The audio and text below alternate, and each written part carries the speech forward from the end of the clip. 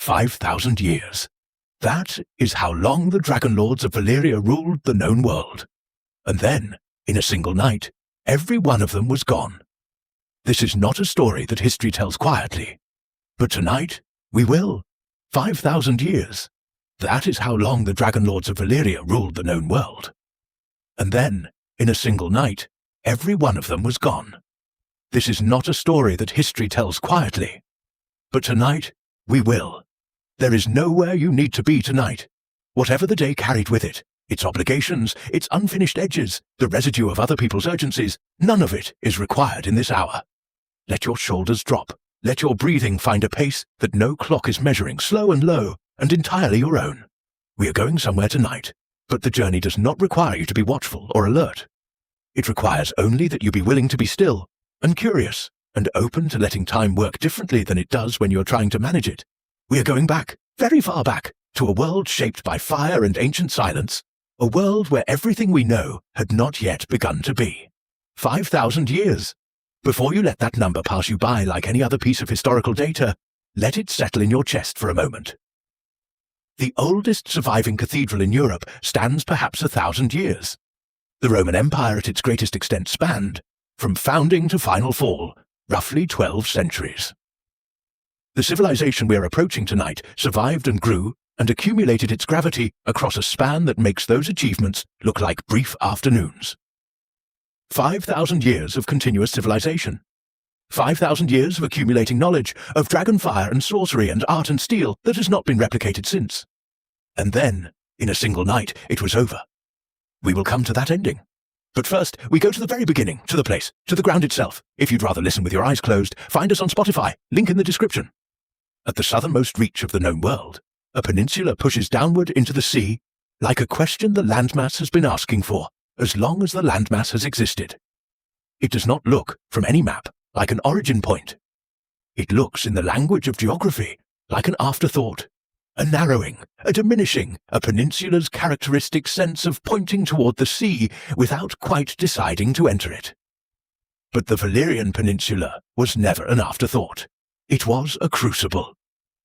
Beneath its surface, a network of geological pressure so vast and so continuously active that the ground has never, in any period of recorded history, been entirely still.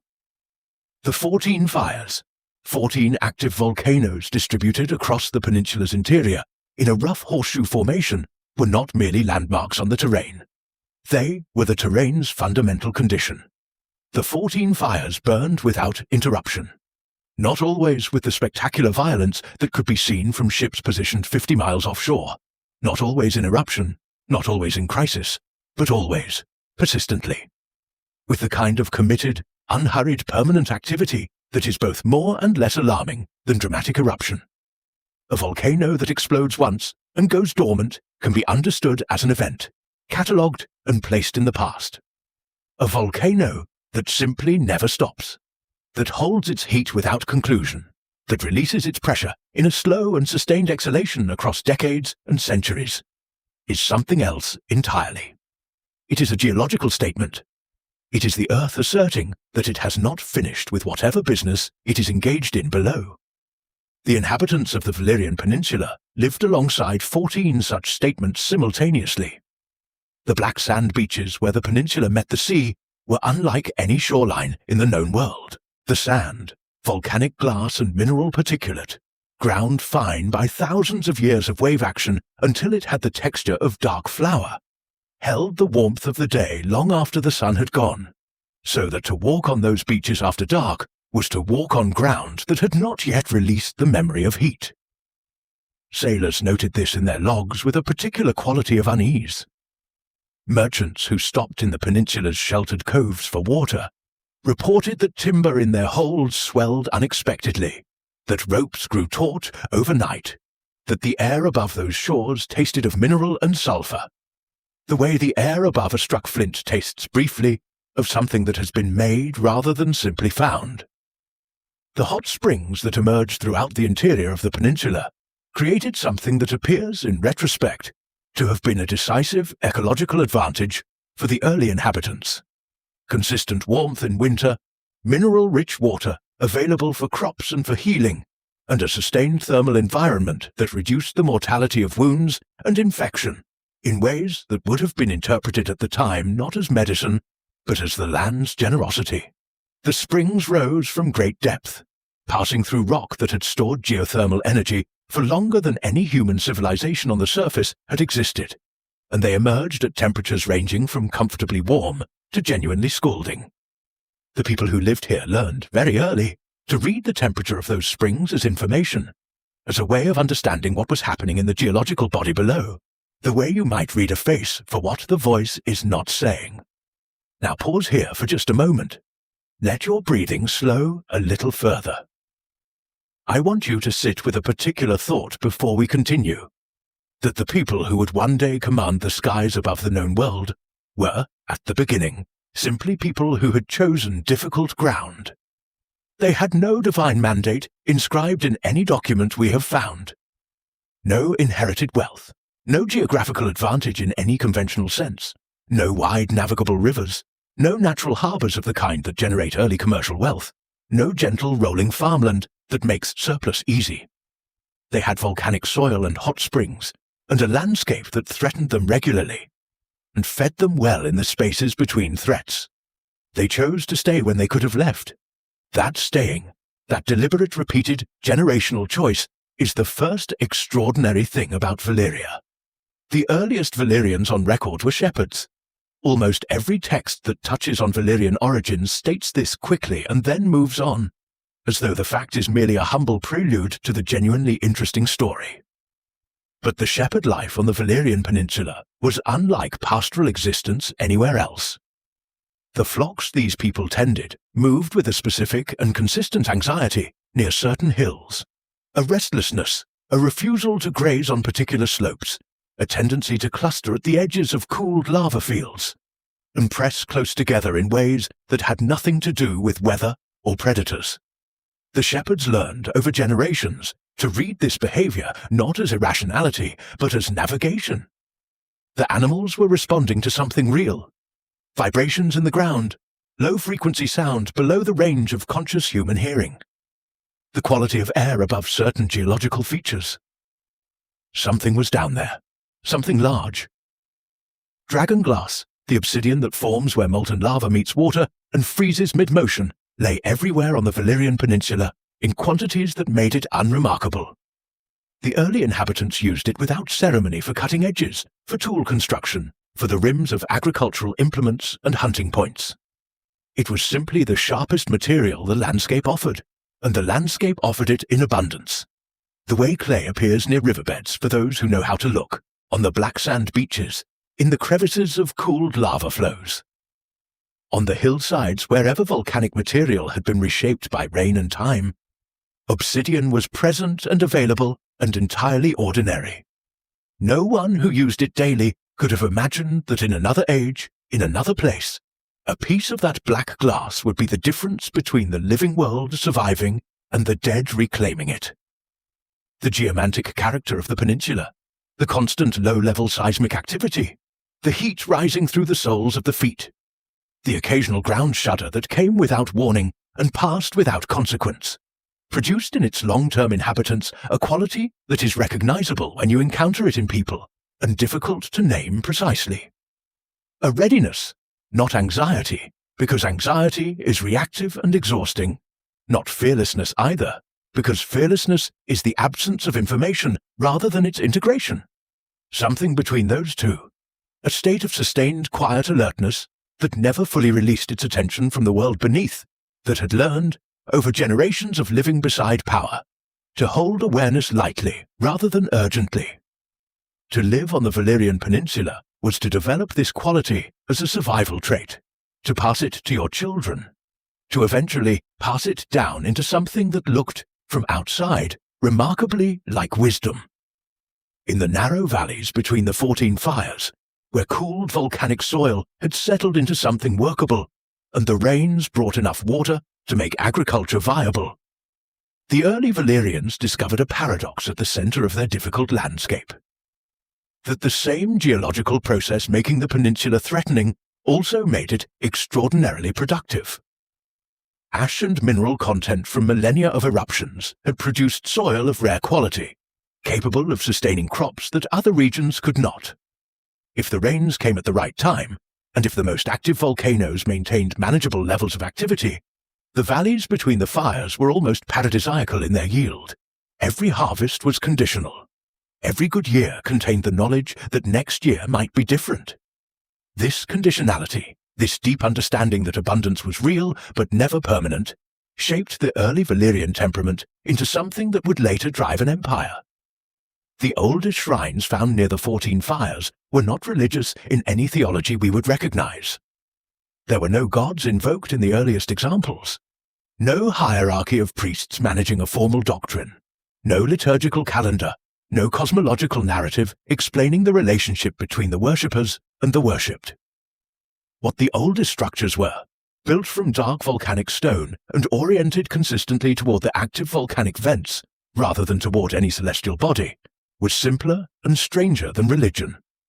They were structures of attention, declarations of witness. The message encoded in their orientation, repeated at every major event site across the peninsula, was essentially this: we see you. We know you are here. We are not looking away. This posture of sustained, respectful alertness near great power would become, over 5,000 years, the defining spiritual gesture of an entire civilization. It is worth pausing on that thought for a moment before we continue. The civilizations that have most radically reshaped the known world have rarely emerged from conditions of comfort. The River Valley empires, Egypt, Old Gis, the early Andal kingdoms before they were kingdoms, grew from surplus. From wide, flat, fertile plains fed by predictable rivers, from climates that made agriculture reliable across generations. Their relationship with power was developmental, negotiated, incremental. The people of the Valyrian Peninsula had none of this. What they had instead was a landscape so actively dangerous that to remain in it required the development of something extraordinary.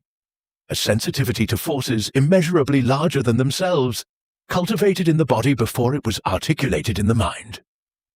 And that sensitivity, that specific hard-won attunement, is what made the encounter, when it finally came, possible. Close your eyes for a moment and place yourself in the Great Hall of Dragonstone. The castle sits on a volcanic island at the mouth of Blackwater Bay, built by Targaryens who spent generations in Valyria before the Doom claimed it, built in a style that has no parallel in Westerosi architecture. Its walls are dense and dark. Its towers curve in ways that feel organic, grown rather than constructed.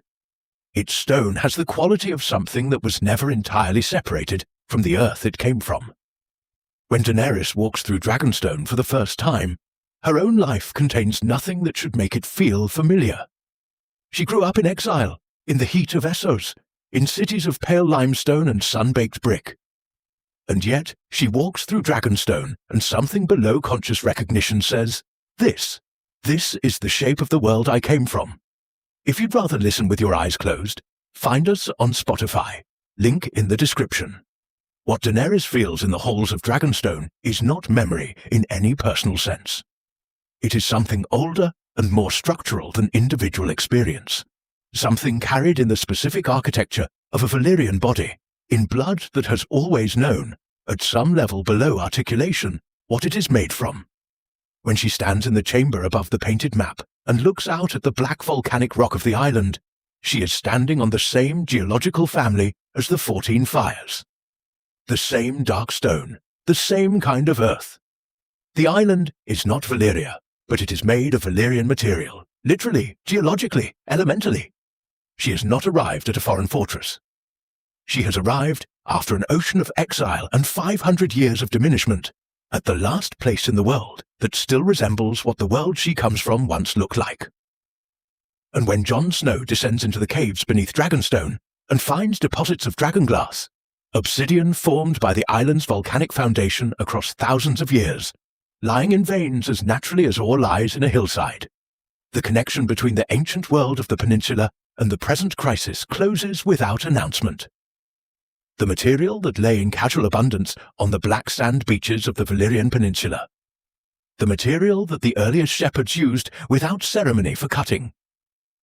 That same material is now the most valuable substance in the known world, because it is what can end what is coming from the north. The geological ground of the first dragonlords has been generating its answer to the long night. For longer than the long night has been waiting to return. The earth gives, it always has. You only need to know how to look. The land shapes the people, and the people, reshaped by the land, reshape the world. The Valyrian Peninsula did not produce its civilization by accident or divine selection. It produced it through the slow, patient, generational accumulation of a people who stayed when others would have left, who learned to remain present near great power, who developed in themselves an attunement so deep it eventually allowed them to do what no other people in recorded history would manage, to approach something ancient and enormous and burning, and not run. That first moment of not running is the subject of the story waiting just ahead. But for now, let the peninsula rest in your mind. Warm, dark, always burning, the smoke on the horizon, the ground alive beneath. Let your breathing slow further now. There is no urgency. The ancient fires still burn in some form, though it has been many centuries since anyone stood on those warm black beaches and named the volcanoes in the language that was first spoken there. Somewhere in the deep past, long before any wall was built, long before any king was crowned, long before the first dragon took a human being aloft and changed everything about what was possible, a shepherd stood on a hillside in the glow of the 14 fires and felt the ground tremble beneath bare feet. Not from eruption, from something else, something larger, moving in the tunnels below. They did not run, they stood still and waited and paid attention. That choice is where everything begins. Your watch begins here, too. Rest now. But what the histories do not tell you, what is quietly passed over in most accounts, is the precise nature of that first contact between shepherd and dragon, and what it required of the human being who survived it. Your breathing is slower now. That is good. Let it settle a little further, not by effort, but by allowing. The story we're entering is older than any standing structure. It predates every dynasty whose name has survived to reach you, every border that has ever been drawn and argued over and redrawn in blood. What we are approaching tonight is not merely a historical event. It is the moment, or more likely, a series of moments, accumulated across decades and generations, eventually crystallized by later historians into the singular shape of a myth, when a human being and a dragon first arrived at something like an understanding. Not an agreement in any negotiated sense. Something more fundamental than agreement. Something that altered both parties at a level deeper than language, below choice, below almost everything we ordinarily call intention or will. The dragons of the Valyrian Peninsula were not, as later legend tends to portray them, simply very large and very dangerous animals. That description is accurate as far as it extends, but it misses the essential character of what the first shepherds encountered. A very large and very dangerous animal can be managed.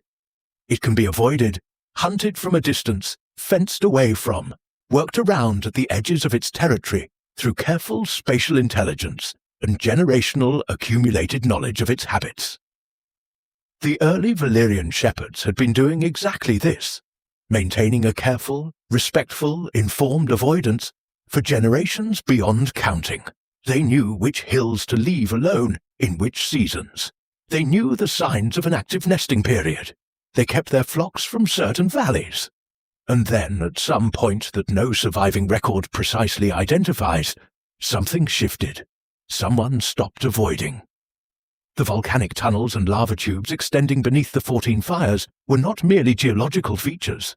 They were an ecosystem in themselves, a system of hollow stone corridors carved over millennia by the movement of cooling magma, running through the interior of the hills, at depths ranging from a few feet to many hundreds of feet underground, maintained at temperatures by residual geothermal activity that made them inhabitable year-round for creatures with a particular metabolic relationship to heat. The dragons had been using these tunnels as denning sites for longer than any human tradition on the peninsula extended, not because any dragon had chosen them in any deliberate sense, but because the tunnels offered precisely what a large heat-dependent reptilian creature with significant wingspan requirements needed: warmth, shelter, and sufficient interior volume. The ecosystem had shaped the tenants. The tenants had, in small and gradual ways, shaped the ecosystem in return. The eggs came first. That, at least, is the version of events with the most support in the fragmentary records that survived the doom and the chaos of the centuries after. The shepherd, or shepherds. Such accounts almost certainly collapse multiple encounters across multiple generations into the tidy narrative shape of a single original moment. Did not initially encounter a living adult dragon. They found nesting sites. The shallower reaches of certain lava tubes, where geothermal warmth was consistent, and the internal dimensions were sufficient to accommodate a creature of significant size, contained clusters of eggs that the earliest descriptions characterize with a word that subsequent translators have rendered, with variations as too beautiful to be approached without consideration. The eggs were large. They were covered in scales that shifted color with the movement of light across them. They were warm to the touch, not dangerously warm, but warmly warm, the warmth of something alive and processing. Now pause here. Let that settle. Because what the first Valyrian shepherds did when they discovered nesting sites belonging to creatures capable of ending their lives, and their entire communities, is the thing that separates the ancestors of the dragonlords from every other people who have ever encountered such a threshold. They did not take the eggs. They did not attempt to destroy them, or move them, or wall off the entrances, or alert any authority above their social station. The earliest accounts, fragmentary and inconsistent in many respects, agree on one thing. The first sustained response to the discovery of the nesting sites was not action. It was return. The shepherds came back to the same locations at similar times with something that the oldest texts describe in a phrase that translates approximately as deliberate harmlessness. They sat near the tunnel entrances and they were present. Not hunting, not threatening, simply there. What a dragon perceives when it registers the consistent, non-threatening presence of a small, warm-blooded creature near its nesting site is not something that can be stated with certainty. The extensive dragon bestiaries compiled during the Freehold's height were written from the perspective of mastery, of creatures already bonded, already years or generations into a relationship with their human counterparts, and offer limited insight into the wild dragon's perceptual experience. What we can observe is this: that the dragons did not eliminate the presence. Creatures of that scale and capacity do not accidentally fail to remove something they wish to remove. The choice to permit the shepherds their proximity was not a failure of dragon predatory instinct. It was, in the grammar of power, something closer to acknowledgement. And in that specific grammar, acknowledgement is the first word of every relationship that will eventually matter. The specific bloodlines that developed the bond were recognized within a few generations as distinct in some relevant way. Not every shepherd who sat near those tunnel entrances developed the resonance that the Valyrian language called dragonblood, the specific quality of presence that the creatures found tolerable, over much longer timescales, actively sought. The families in which this quality appeared consistently across generations were the families that became the dragonlords. This is important to understand. The dragonlord lineages were not created by the bond. The bond revealed what was already there. Something in certain bloodlines, a specific quality of heat in the blood, a particular frequency of attention, something the dragons could read and the humans could not yet articulate, was present before the first contact and simply needed proximity to the right kind of consciousness for it to become visible. The fire dreams began appearing in those early bloodlines at roughly the same time as the first sustained proximal contacts with the nesting sites. This correlation is documented too consistently across too many independent sources to be coincidental, though what it actually represents remains contested among scholars who have thought about it carefully. The dreams were not dreams about dragons. They were not even particularly dreams about fire. They were visions, that word appears consistently, of events at geographical distances, too great for ordinary knowledge to bridge, foreshadowings of political developments, specific warnings about volcanic activity that, within days or weeks, proved accurate. The fire dreams were the bond appearing in the mind before it had been formalized in the body. The dragons were communicating, if that is even the right word, through avenues other than the ones that required physical proximity. To look into a dragon's eye, the oldest accounts unanimously agree, is to look at something looking back from a very long distance. Not in space, but in time. As though the creature you are facing has a relationship with time that is fundamentally different from yours. As though it already knows, in some sense, what happens next. As though your presence in this specific moment is something it has already accommodated into a pattern too large for you to see from where you are standing. The first Valyrian shepherds who made direct eye contact, who did not look away, who held the gaze, described the experience in a register that even the most sober later historians tend to reach for when this subject arises. The words used are those ordinarily reserved for significant religious experience. Something changed. The ones who survived that change were the founders of everything that followed.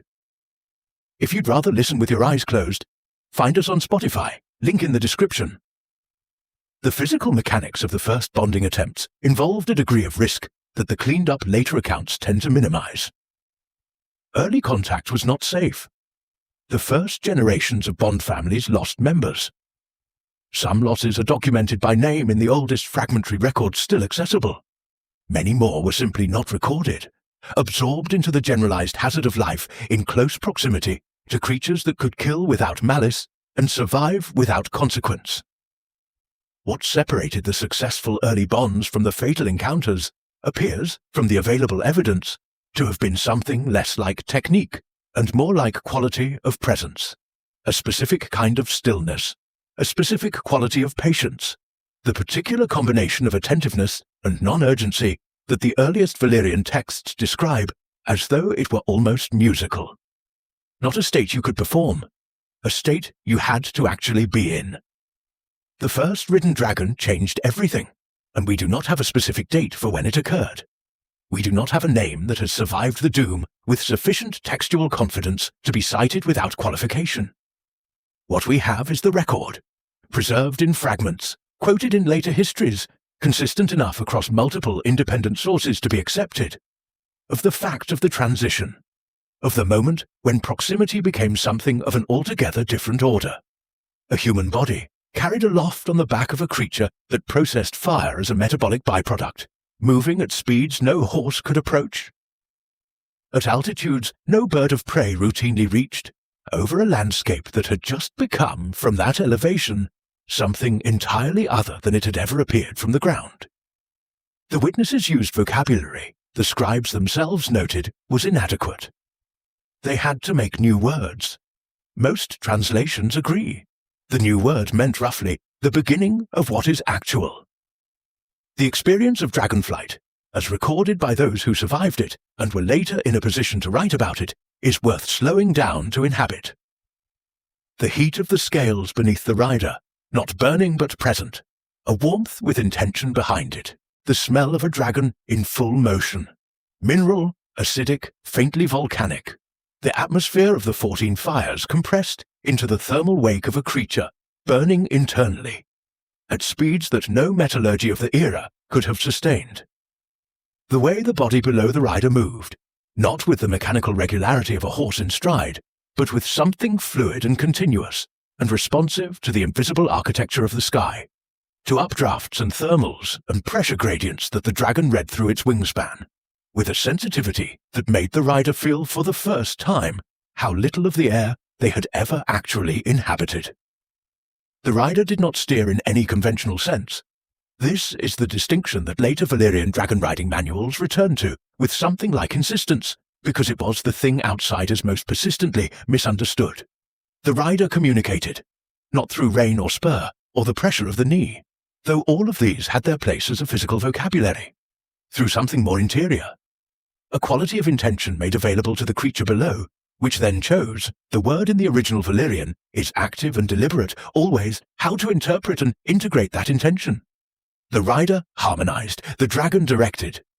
The relationship was collaborative in a way that the later Freehold's culture of dragonlord supremacy worked hard to obscure, because acknowledging it accurately would have required acknowledging that the dragons were not instruments. They were participants. Think of Daenys Targaryen on the back of Drogon above the burning fields of the Reach. The accounts of that flight, the speed, the vertigo, the particular sensation of being carried by something whose relationship with physics differs fundamentally from your own, match the oldest Valyrian records with a consistency that suggests something structural and inherited rather than coincidental. The experience of dragonflight has not changed across 5,000 years because dragons have not changed.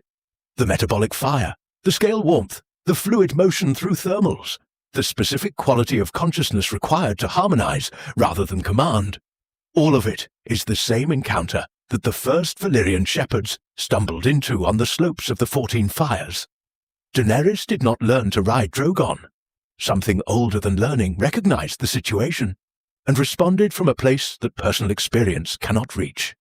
And Jon Snow, who approaches Rhaegal with no conscious knowledge of his Targaryen blood, knowing himself only as the bastard son of Eddard Stark, carrying no narrative of dragon blood in the story he has been told about himself, approaches the dragon with the same instinctive quality. Not calculation, not performed fearlessness. A specific, particular stillness. The same quality the first Valyrian shepherds brought to the volcanic tunnel entrances on the slopes of the 14 Fires. Patient, present, alert, non-threatening. The dragon reads this. The dragon has always been able to read this, because the capacity to read it was encoded in the bond from the earliest contact on both sides. The fire accepts certain people, and certain people, whether they know what they are or not, whether the story they have been told about themselves is accurate or not, carry in their bodies the particular frequency of attention that the fire has always recognized. The first bond was not a conquest. This distinction matters more than it might appear to, particularly in light of what the Valyrian Freehold eventually became. A civilization built on an absolute confidence in human dominion over every other kind of power in the world. The first bond was a negotiation. Two kinds of consciousness, meeting at the threshold of volcanic tunnels on a peninsula that neither party had chosen so much as simply occupied, finding in each other something worth the risk of continued proximity. The dragons were never domesticated in any sense that would apply to horses or dogs. They became partners, immensely powerful, not reliably predictable, operating always according to their own internal logic, but partners. The Freehold would eventually forget this essential nature of the arrangement. And that forgetting, invisible for many centuries, was among the several invisible costs that accumulated quietly until nothing was quiet anymore. Let your eyes stay closed. There is nothing here requiring your vigilance. The tunnels where the first shepherds sat in the warm volcanic dark are geological features now, empty and silent and indescribably ancient. The warmth they once held has long since redistributed itself into the earth. But in the particular quality of mind that opens when the body relaxes completely into rest, when the day's effort fully releases its claim on you, you can almost hear it. The low, continuous sound of the ground, the sound of something enormous breathing slowly in the darkness below a hillside, in no particular hurry, having already decided that the small, warm presence sitting quietly at the entrance is something to be permitted, rather than ended. The particular silence of a human being who has understood instinctively that this is a moment requiring everything they have and nothing they normally deploy. Rest now, the fire keeps. The bond was made. But bonds between mortals and fire are never simple transactions. And what the dragonlords built from that bond was unlike anything the world had seen before, or would see again. The night is deepening around you now. Let it. There is no need to track the hour. What comes next in this history is the part that scholars and dreamers alike return to most often, because it answers a question that great civilizations tend to raise without quite answering. How does power become architecture? How does a capacity, the extraordinary, specific, still individual capacity of certain bloodlines to bond with dragons, become a civilization? This transition from scattered families of dragonblood shepherds on a volcanic peninsula to the most powerful political entity the known world has ever produced took several centuries. It was not a single decision, not a single founder's vision, not a conquest in any simple sense. It was an accumulation. And accumulations in history, as in geology, have a way of arriving suddenly after long, invisible preparation. The Valyrian Freehold was not a kingdom. This is the first and most important thing to understand about its political structure. because every cultural instinct we carry from the Seven Kingdoms, from a world built on the premise that power flows from a single sovereign downward through a hierarchy of obligation, will lead us to misread what the freehold actually was. There was no king, no hereditary monarch, no supreme ruler, no single bloodline with the exclusive claim on authority. The freehold was governed by a council, what later historians call the Lord's Freeholder, composed of representatives from the dragonlord families who constituted its ruling class. This council made decisions collectively, settled disputes between families, administered the management of shared infrastructure, and, most importantly, determined how the freehold's collective dragon power would be deployed in times of conflict. It was, in its peculiar way, a republic of people who owned dragons. The dragonlord families were never a fixed number, though the tradition of speaking of them as a discrete group, sometimes numbered at 40, sometimes described simply as the Great Families, suggests a relative stability in their composition. Entry into the dragonlord class required demonstrating the bond capacity in a descendant, which meant that the class was self-selecting in a biological rather than a purely political sense. Families could rise into the dragonlord class if a child showed the resonance. Families that lost their dragons, through death in hatching attempts, through the rare dragon fatality, through the slow generational fading of the bond capacity, effectively lost their political standing as well. The dragons were not simply a symbol of power. They were the mechanism by which power was measured, distributed, contested, and maintained. The social structure of the freehold was, at its foundation, a map of who the Fire accepted. The Valyric language emerged from the peninsula during the freehold's early consolidation period, and spread outward with its civilization, in the way that all languages spread when accompanied by sufficient force. Not through cultural prestige alone, but through the practical necessity of doing business with people who speak it. The great Valyrian roads, those extraordinary constructions, harder and smoother than any other road surface yet produced in the known world, capable of bearing extraordinary traffic loads over centuries without the maintenance that lesser roads required, were built with Valyrian stoneworking techniques that involved dragonfire as a construction element. The precise method has been lost, but the results have not. Segments of those roads remain in use in the eastern part of the known world, still intact, still functional, still serving traffic that has no memory of who built them or what they cost. The roads deserve a moment of particular attention, because they are among the most concrete surviving evidence of what the freehold actually was at its organizational height.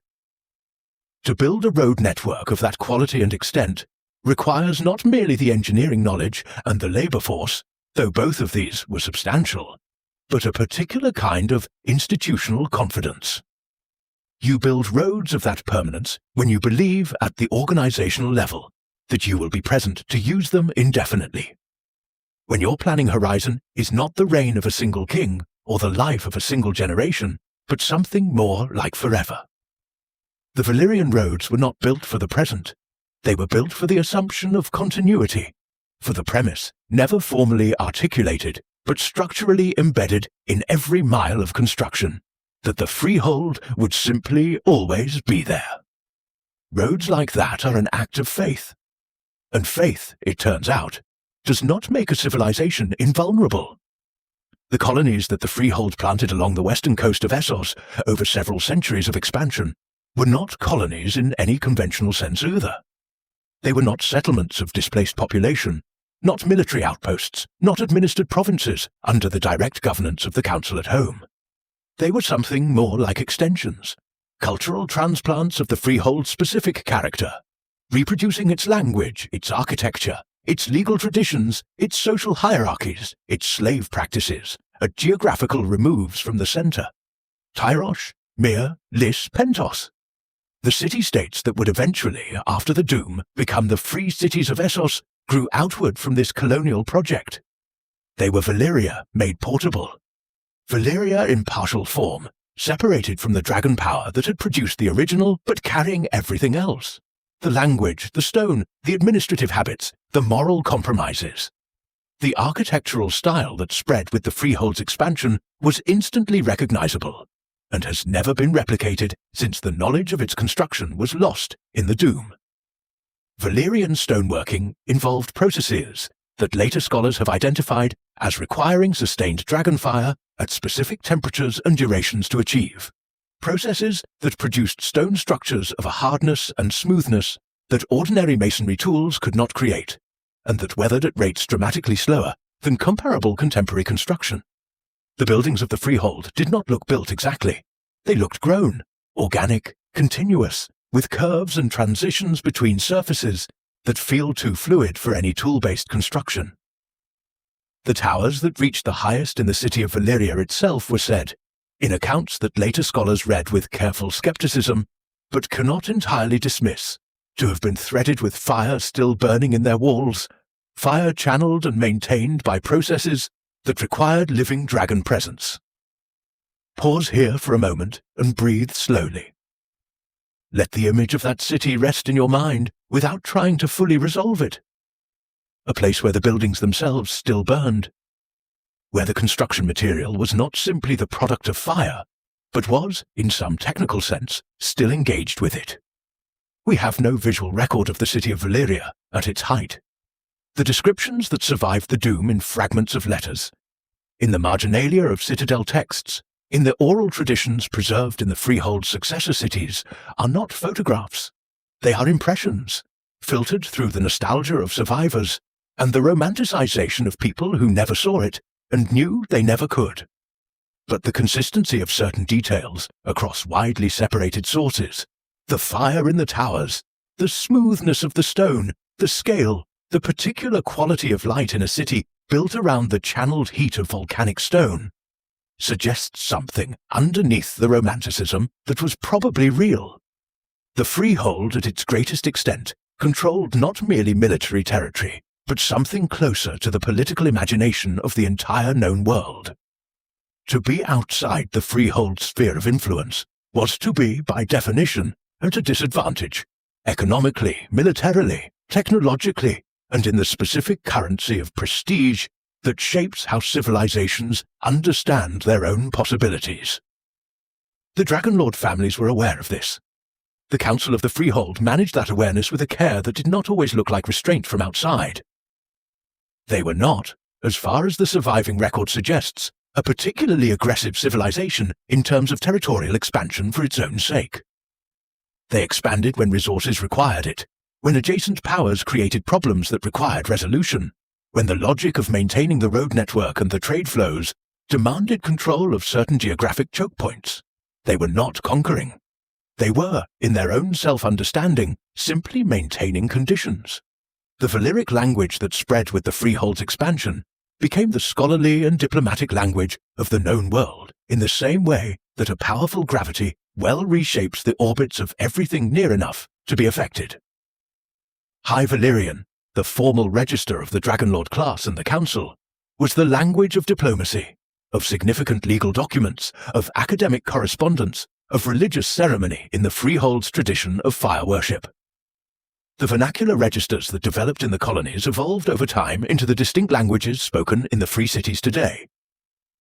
Tiroshi, Lysine, the particular trade Valyrian of Pentos. The Citadel still teaches High Valyrian to every Meister who chains sufficient links to require it. The language outlived the civilization that created it by centuries. It is still being spoken. The Doom did not reach the tongue. The fire worship that served as the Freehold's loosely organized religious tradition was not, in its mature form, what it had been in the earliest shrine-building period of simple volcanic attention. It had developed, over centuries of contact with dragon life and dragon death, into something more complex. A theology of fire as the fundamental creative and destructive principle, with the dragonlords occupying a specific position in that theology, as fire's human representatives, not gods themselves, but fire-touched, fire-accepted, fire-continued in human form. The great temples built in the city of Valyria were oriented toward the 14 fires. Their rituals involved the actual fire produced by the Council's dragons, incorporated into ceremony in ways that made the theological and the literal indistinguishable. The flames were not symbols of divine presence. They were, in the tradition's own understanding, simply presence. The fire was not worshipped as a god. It was recognized as what it was. The council structure that governed the Freehold was, by the standards of the known world at any equivalent historical period, remarkably sophisticated. Not because it prevented conflict among the Dragonlord families, which it did not, but because it channeled that conflict into forms that the civilization could survive.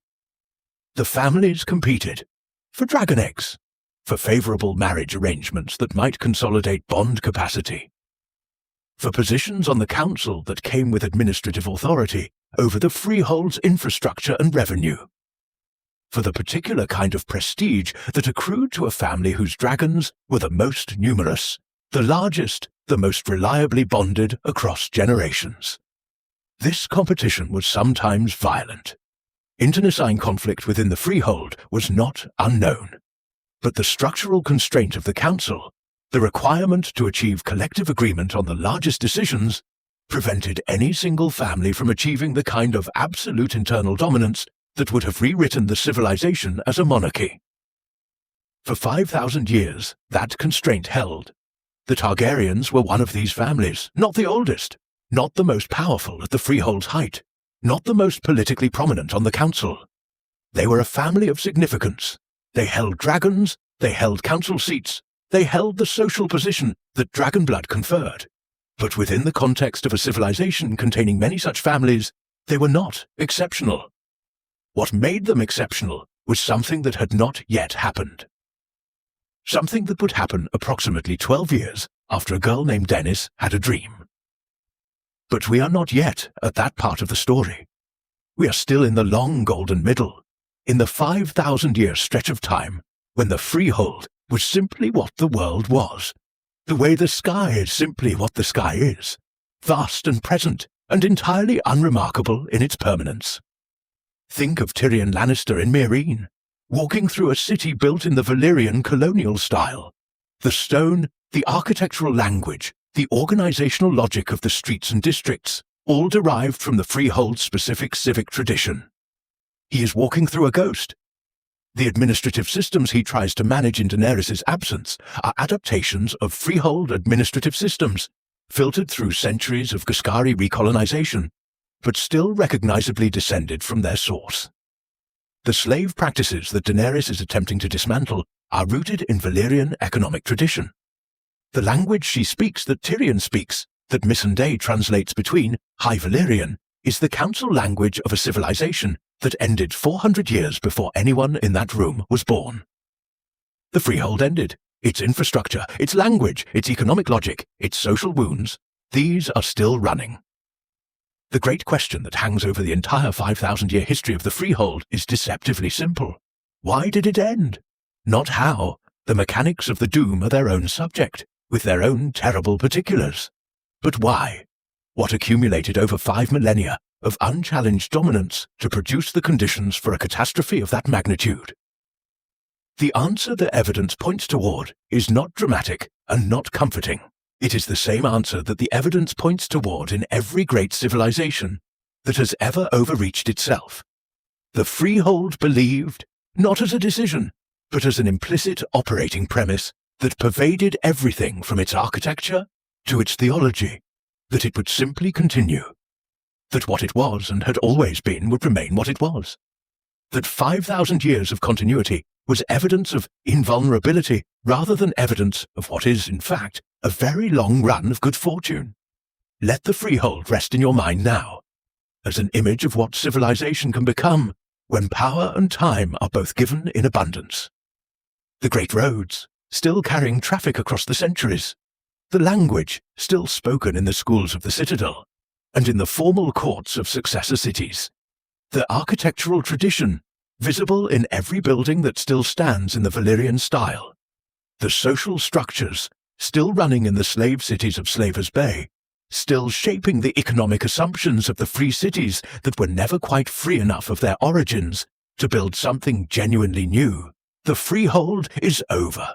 It has been over for 400 years. And yet it is, in some important sense, still going, still producing its effects, still shaping the world through the long, slow, patient reach of its residue. Rest now. The night deepens. Let your breathing settle now. slow and unhurried, the way the Valyrian roads settled into the earth over which they were laid, not quickly, but permanently.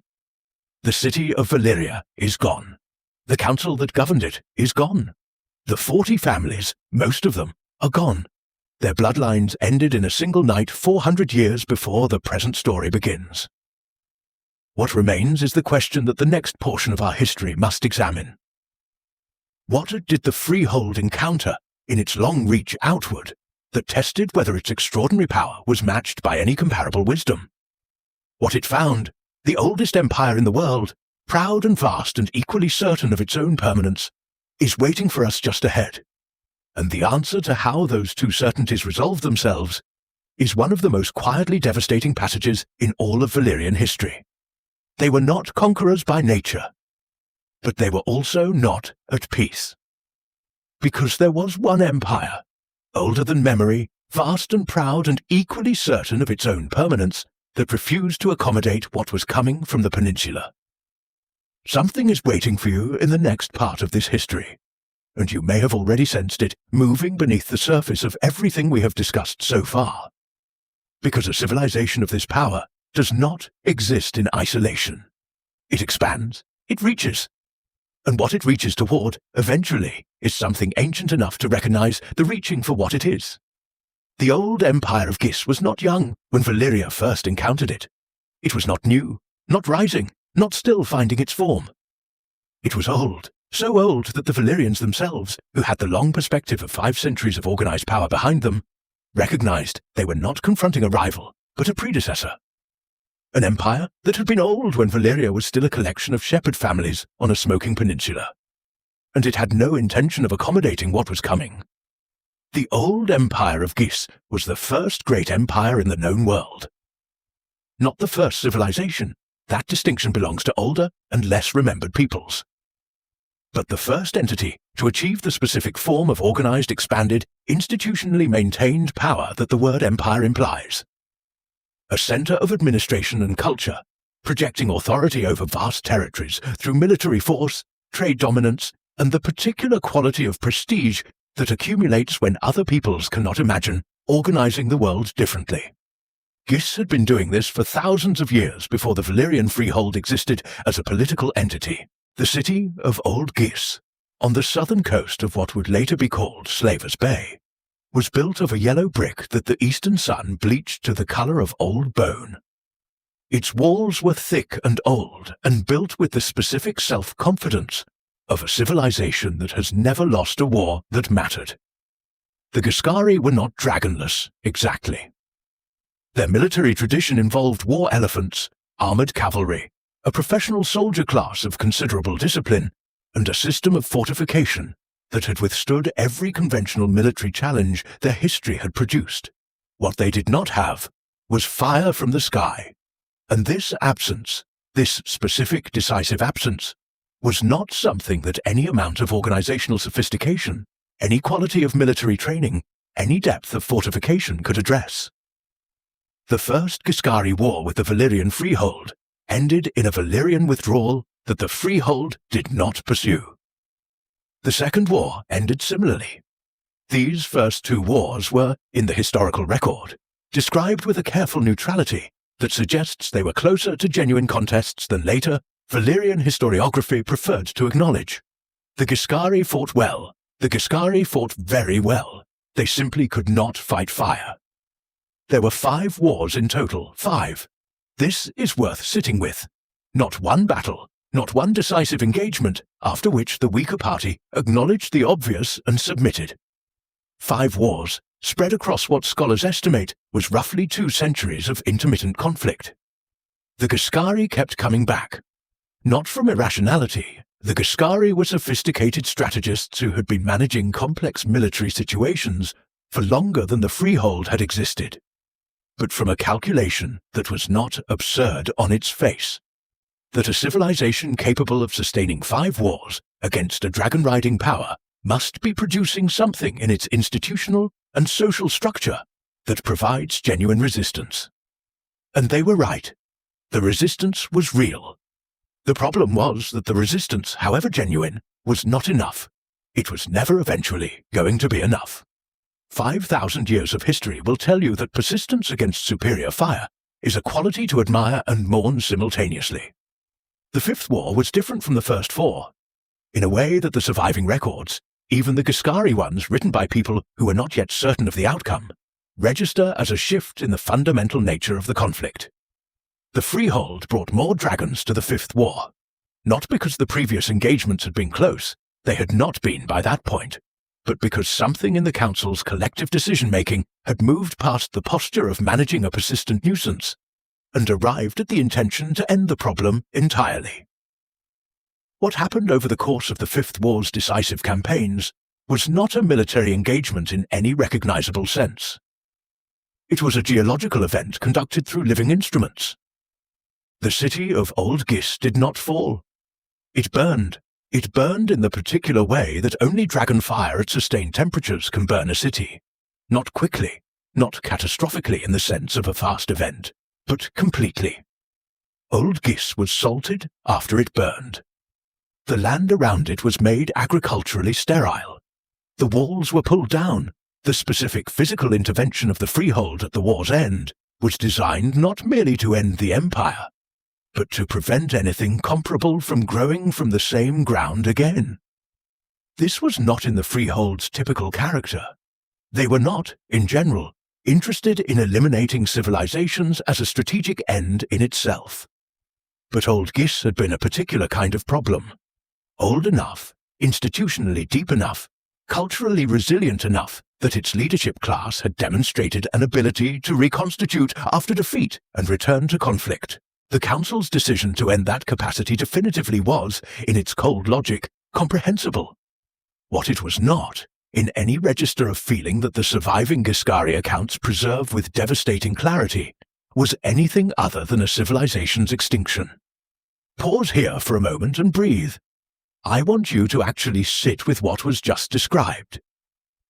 The oldest empire in the known world, a civilization that had been accumulating its specific knowledge, its administrative systems, its architectural tradition, its language, its philosophy, its ways of understanding what a human life is for thousands of years before Valyria learned to ride dragons. Ended, not absorbed, not transformed, not reduced to a tributary status from which recovery might eventually be possible. Ended, with deliberate agricultural salting to prevent recovery. The Freehold did this. The civilization we are tracing tonight, the one whose history we are walking through with something close to wonder at its scale and its achievement, did this. And it did it without, as far as the surviving record suggests, experiencing the kind of extended institutional crisis that usually accompanies the elimination of an entire civilization. It did it and continued. The Ghiscari population was not eliminated. This is significant, and the distinction between what happened to the city and what happened to the people is one of the more morally complicated aspects of the Fifth War's aftermath.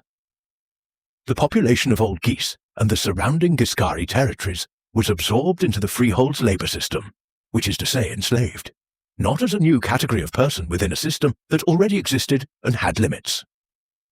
As fuel for a system that expanded to accommodate them.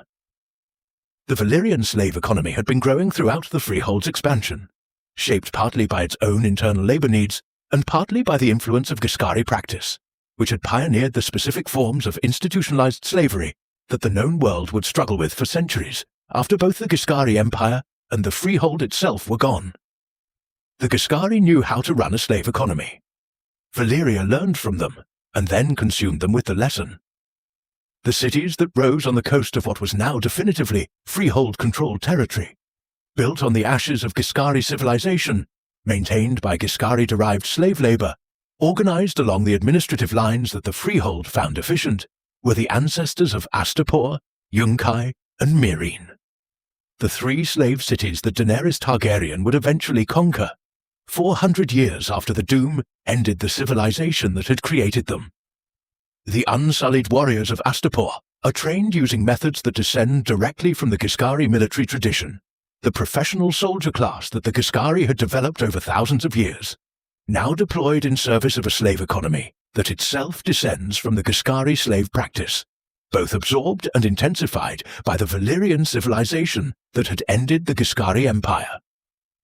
The chain of inherited practices and inherited suffering runs unbroken from the Fifth War to the day Daenerys walks through the gates of Astapor, when Daenerys stands in front of the Masters of Astapor and negotiates for the purchase of the Unsullied, and then refuses to pay the price she agreed to, and instead commands Drogon to burn the slave masters where they stand. She is, in a historical sense, that the story itself seems aware of without quite naming, doing to the heirs of the system what the system itself did to its founders. She is ending an inheritance of fire with fire. The Ghiscari Empire was ended by Valyrian dragons.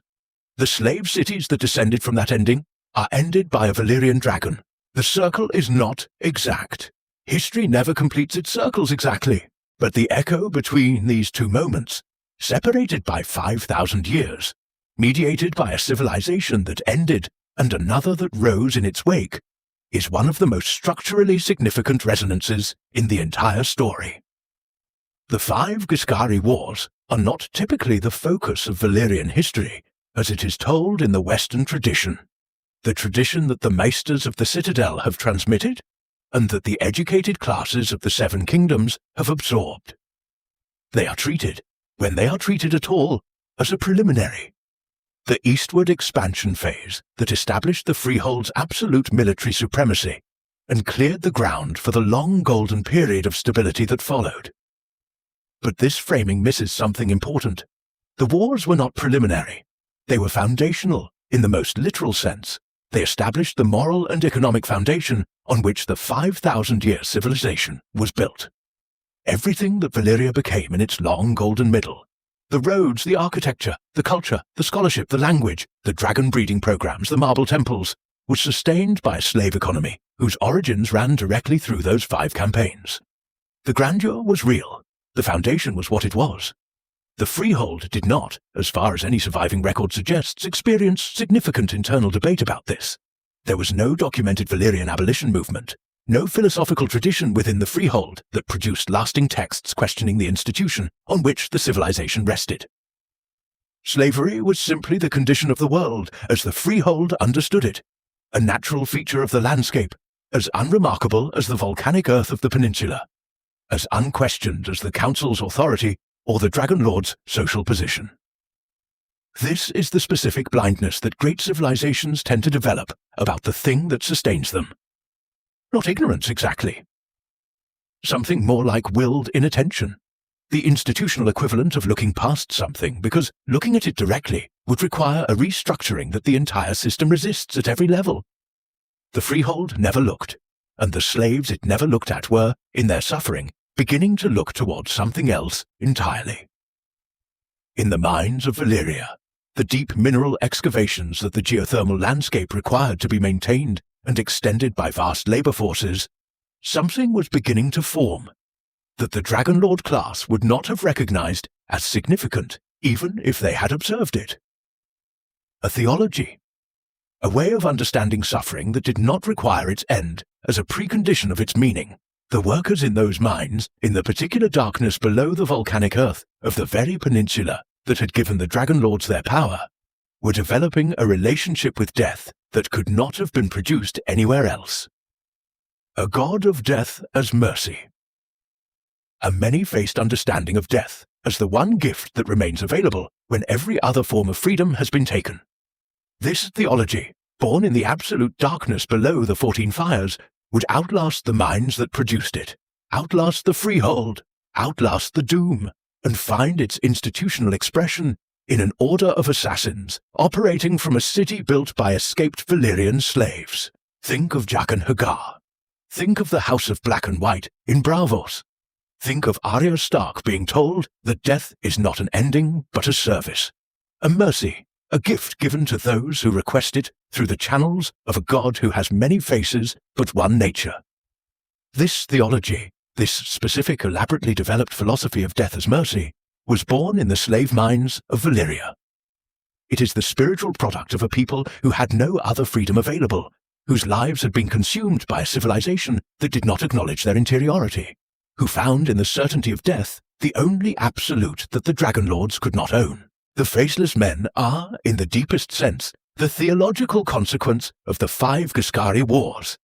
They are what happened to the people who became the foundation of everything the Freehold built. They are the answer that the darkness gave to the light that never looked at it. Rest your mind here for a moment. You do not need to resolve this into a simpler shape. The history of great civilizations does not resolve into simple shapes.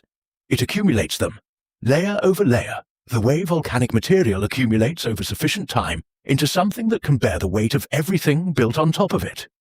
The Valyrian Freehold was genuinely extraordinary. Its roads were genuinely extraordinary. Its language, its architecture, its 5,000 years of continuous organization, all genuinely extraordinary. And it was built on the systematic destruction of the Ghiscari Empire and the subsequent enslavement of millions. Both of these things are true simultaneously. The weight of that both, the way it refuses to resolve into either simple admiration or simple condemnation, is part of what makes Valyrian history worth sitting with in the quiet hours, when the day's simpler certainties have released their grip. The wars are over. Old Gis is salted. The slave cities are rising on the eastern coast of what the maps now call the Freehold's territory. The council meets and governs, and the roads carry traffic, and the dragons fly patrols over distances that would take a mounted rider weeks to cover. The long golden peace is beginning, 5,000 years of it, stretching ahead into a future that no one can see the end of because nothing in the available evidence suggests there will be one. We turn our attention now to what the Freehold built in that long peace, and to the specific arts and materials it produced that still exist in the world today, carried by people who inherited them without fully understanding where they came from. The steel is waiting, the fireworked metal that keeps its edge across centuries, that can kill what ordinary metal cannot. Ahead, in the deep quiet, the blades are singing. If you're drifting now, let yourself go. Subscribe so the next story is waiting when you return. Sleep well. Yet the dragons were not simply weapons.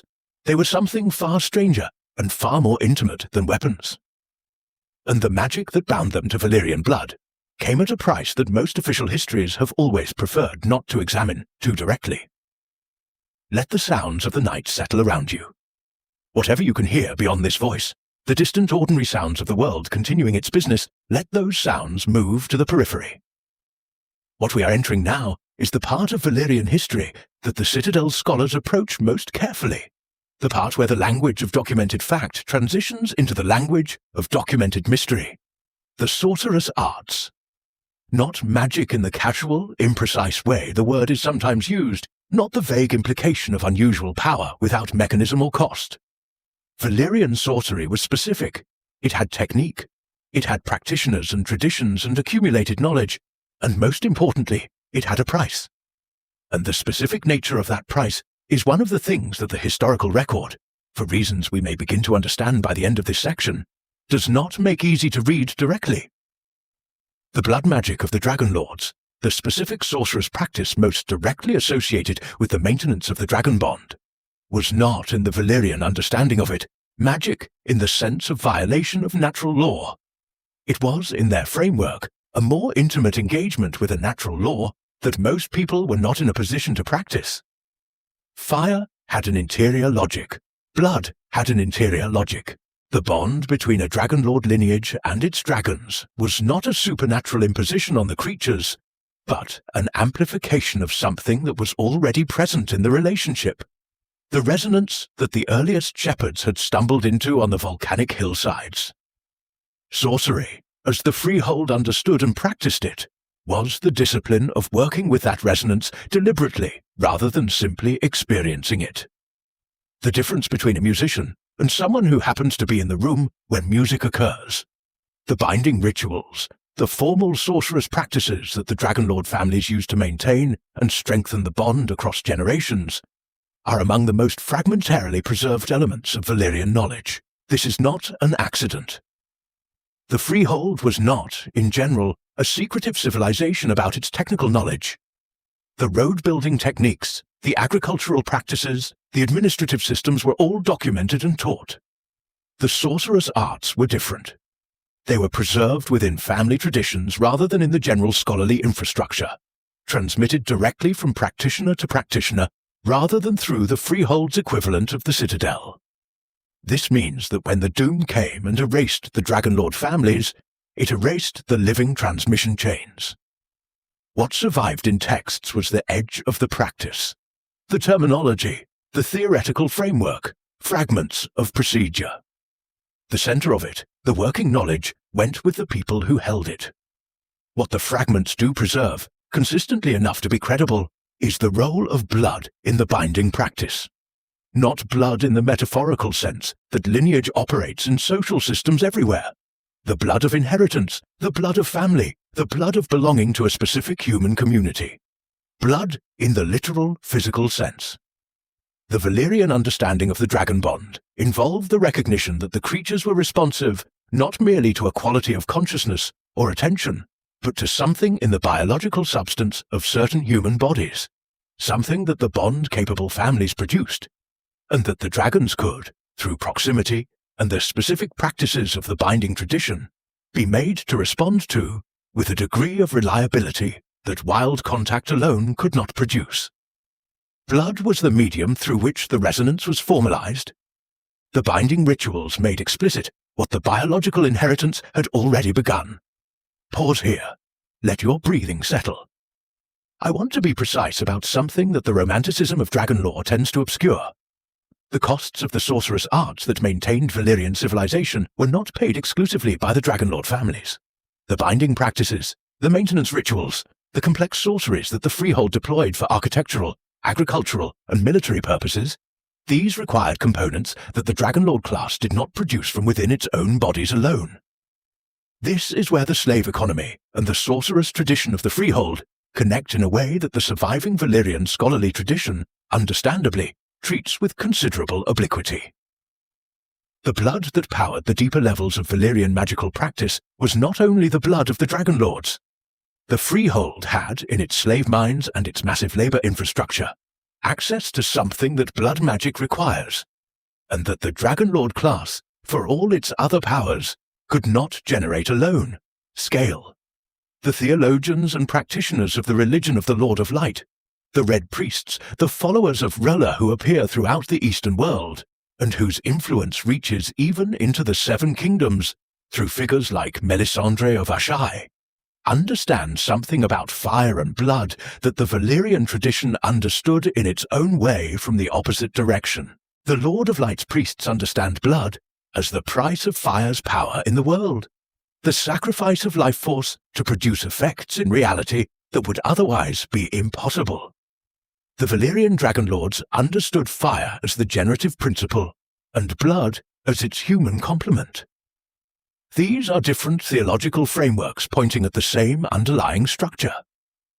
The Red Priests emerged from the Eastern religious tradition that developed alongside and in response to Valyrian power. They are not the same thing as Valyrian fire worship. They are what happened when the people who were not dragonlords tried to find their own access to the fire that the dragonlords had monopolized. Melisandre, standing at Stannis Baratheon's side and making demands that no court in the Seven Kingdoms would have entertained from anyone else, is practicing a tradition that traces back through the Eastern religious infrastructure to the same volcanic peninsula and the same original encounter with fire that produced the Valyrian Freehold. She is not a dragonlord. She does not have the biological resonance. What she has instead is a theology and a practice that found an alternative route to the same deep connection. Not through bloodline inheritance, but through devotion, through the accumulated practice of a religious tradition sophisticated enough to access something real. When she says that the night is dark and full of terrors, she is speaking from within a framework that was shaped by the Valyrian world, even as it existed in opposition to the specific form of power the Valyrian world had claimed for itself. The shadow arts practiced in Asshai by the Shadow, the eastern city at the edge of the known world, from which certain practitioners of what the rest of the world calls shadow magic are said to originate, represent a third branch of the family of practices that traces back, through different routes, to the same Valyrian encounter with fire and blood. The Shadowbinders of Asshai operate through darkness rather than through fire, through the specific resonance of the long shadow cast by a body standing between a light source and a surface. The connection to Valyrian sorcery is not direct, but the scholars who have studied both traditions. And they are few, because the relevant documents are both rare and dangerous to engage with carelessly, identify structural similarities that suggest a common origin.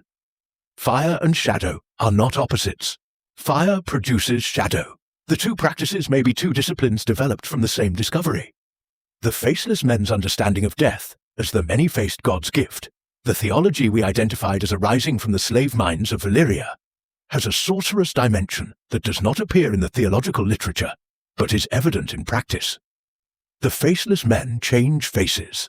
They change bodies, in some sense that the story does not fully explain but consistently demonstrates.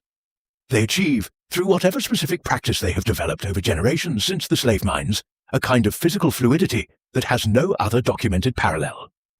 This is not coincidentally related to the sorcerous environment in which their tradition formed. The mines of Valyria were not simply labor sites.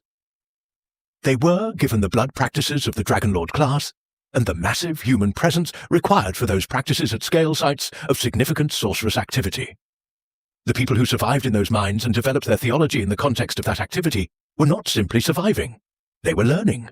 Something taught itself to them through the darkness. Quaith, the masked woman who appears to Daenerys in Korth and speaks in riddles about her destiny, is practicing a form of the sorcerous arts that the story declines to classify, but that the structural analysis of Valyrian magical tradition would place in the shadow art category. Prophetic, indirect, mediated through symbol rather than through fire or blood directly. Her masks, her refusal to show her face, her communication through the metaphorical register of the dreams and visions that fire-touched people experience. All of this places her in a tradition that the Valyrian world produced, but that the Freehold at its height would not have recognized as part of its own heritage. The sorcerous arts do not stay inside the civilizations that produce them. They disperse. They find new practitioners in new contexts. The Doom destroyed the dragonlords. It did not destroy the fire. The specific question that the historical record raises but cannot answer, and that the story itself holds in productive suspension rather than resolving, is whether the sorcerous arts that the Valyrian Freehold practiced at full institutional scale had, by the end of the 5,000-year period, produced something that the practitioners themselves could no longer fully control. Whether the accumulated weight of blood magic, practiced at the scale of an empire, drawing on the biological substance of millions of enslaved people over centuries, had produced some kind of systemic accumulation, a pressure that the known world had no framework for understanding or anticipating. The maesters of the Citadel, who have studied the Doom most carefully, are divided on this. The Red Priests who think about it are not divided. They believe something specific happened in Valyria on the day of the Doom. Something sorcerous. Something that involved the fire that the dragonlords had been working with at scale for 5,000 years. Something that went wrong in a way that could not be corrected. We are not yet at the Doom. We will reach it. For now, let this much be clear. The sorcerous tradition of the Valyrian Freehold was not a collection of clever tricks or an atmospheric backdrop to the more politically interesting story of the dragonlord families and their council. It was the structural foundation of the civilization's power. The dragon bond required it. The construction techniques that produced Valyrian stone required it. The steel that the world still mourns the loss of required it. Everything extraordinary about the Freehold, every achievement that set it apart from every other civilization the known world had produced, rested on a sorcerous understanding of fire and blood and their relationship to each other. And when that understanding was finally exceeded by the thing it had produced, there was nothing in the world capable of containing what followed. Think of Daenerys standing over 3 dragon eggs on the funeral pyre of Khal Drogo, in the darkness of the Dothraki Sea, with no surviving dragonlord traditions, no binding rituals, no accumulated blood magic practice. Only the bare biological inheritance of her lineage, and the specific quality of her grief and intention. And the eggs hatching, the fire not consuming her, the dragons emerging. The sorcerous arts did not require the Freehold's institutional infrastructure, as it turns out. They required what they had always required from the beginning. The right kind of blood, the right kind of fire, the right quality of presence. 5,000 years of accumulated practice had identified these requirements and built an entire civilization around reliably meeting them. Daenerys met them instinctively alone in a desert with no training and no text and no instruction. The fire accepted her. It always had. She simply had not yet had occasion to discover this. The night is quieter now. Let your body settle deeper into rest. The sorcerous arts of the Valyrian Freehold are not gone, despite the Doom's best effort. They live in the bloodlines that survived. They live in the religious traditions that formed in the Freehold's shadow, and drew from the same deep well.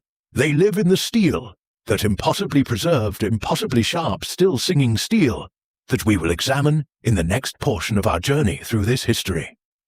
The fire is not a metaphor in this story. It was never a metaphor. It was the literal, physical, historically documented central reality of a civilization that built itself around the most extraordinary naturally occurring force the known world has ever produced. Rest your mind around that warmth for a moment. Let it carry you forward. The blades are ahead, and they have been waiting since before memory. Something is waiting for you to consider as you rest. Every act of apparent magic in the story you know, every resurrection, every shadow baby, every face worn by someone who was born with a different one, every dragon hatching from an egg that was described as cold and stone and dead. All of it connects, through different chains of transmission and loss and survival, to this specific tradition. To 5,000 years of a civilization systematically working with fire and blood at the center of the known world. The Doom ended the institution. It did not end the practice. The practice survived in the bodies that carried the bloodlines, in the religious traditions that held the theoretical frameworks, in the scholars and assassins and red priests and shadowbinders who inherited the fire without inheriting the context. Magic did not end with Valyria. It was scattered, and the story you know is, in significant part, the story of its gathering. Let the weight of that settle as you breathe, slow and easy, in the dark. The sorcerer's history of the Freehold does not close tonight. It opens into the steel, into the dragons, into the dreams and the departures, and finally the fire that ended everything. But you are here, and the night is long, and there is no urgency in any direction. The Freehold still stands in this part of our journey. The Council still meets. The roads still carry the weight of trade and diplomacy across the breadth of an empire that has not yet imagined it can end. Rest now. Your watch continues. The magic was woven into more than flesh. It was woven into steel. And those blades, impossibly preserved, impossibly sharp, still ringing at a frequency that ordinary metal cannot reach, are still out there. Carried by the last heirs of a civilization that no longer exists. There are objects in the world of the story, you know, that are older than anything else in that world. Not the mountains. The mountains are geological and do not belong to any civilization. Not the ancient trees, though the trees are old. Objects, made things, artifacts that human hands and human fire shaped into their current form during a civilization that ended it before any living character in the story was born. These objects are still being used, still being worn, carried, sheathed, unsheathed, maintained, passed between hands across generations. And they have a sound, according to those who have handled them. A ringing quality when they strike metal or stone, high and clean and unlike the sound of any ordinary steel.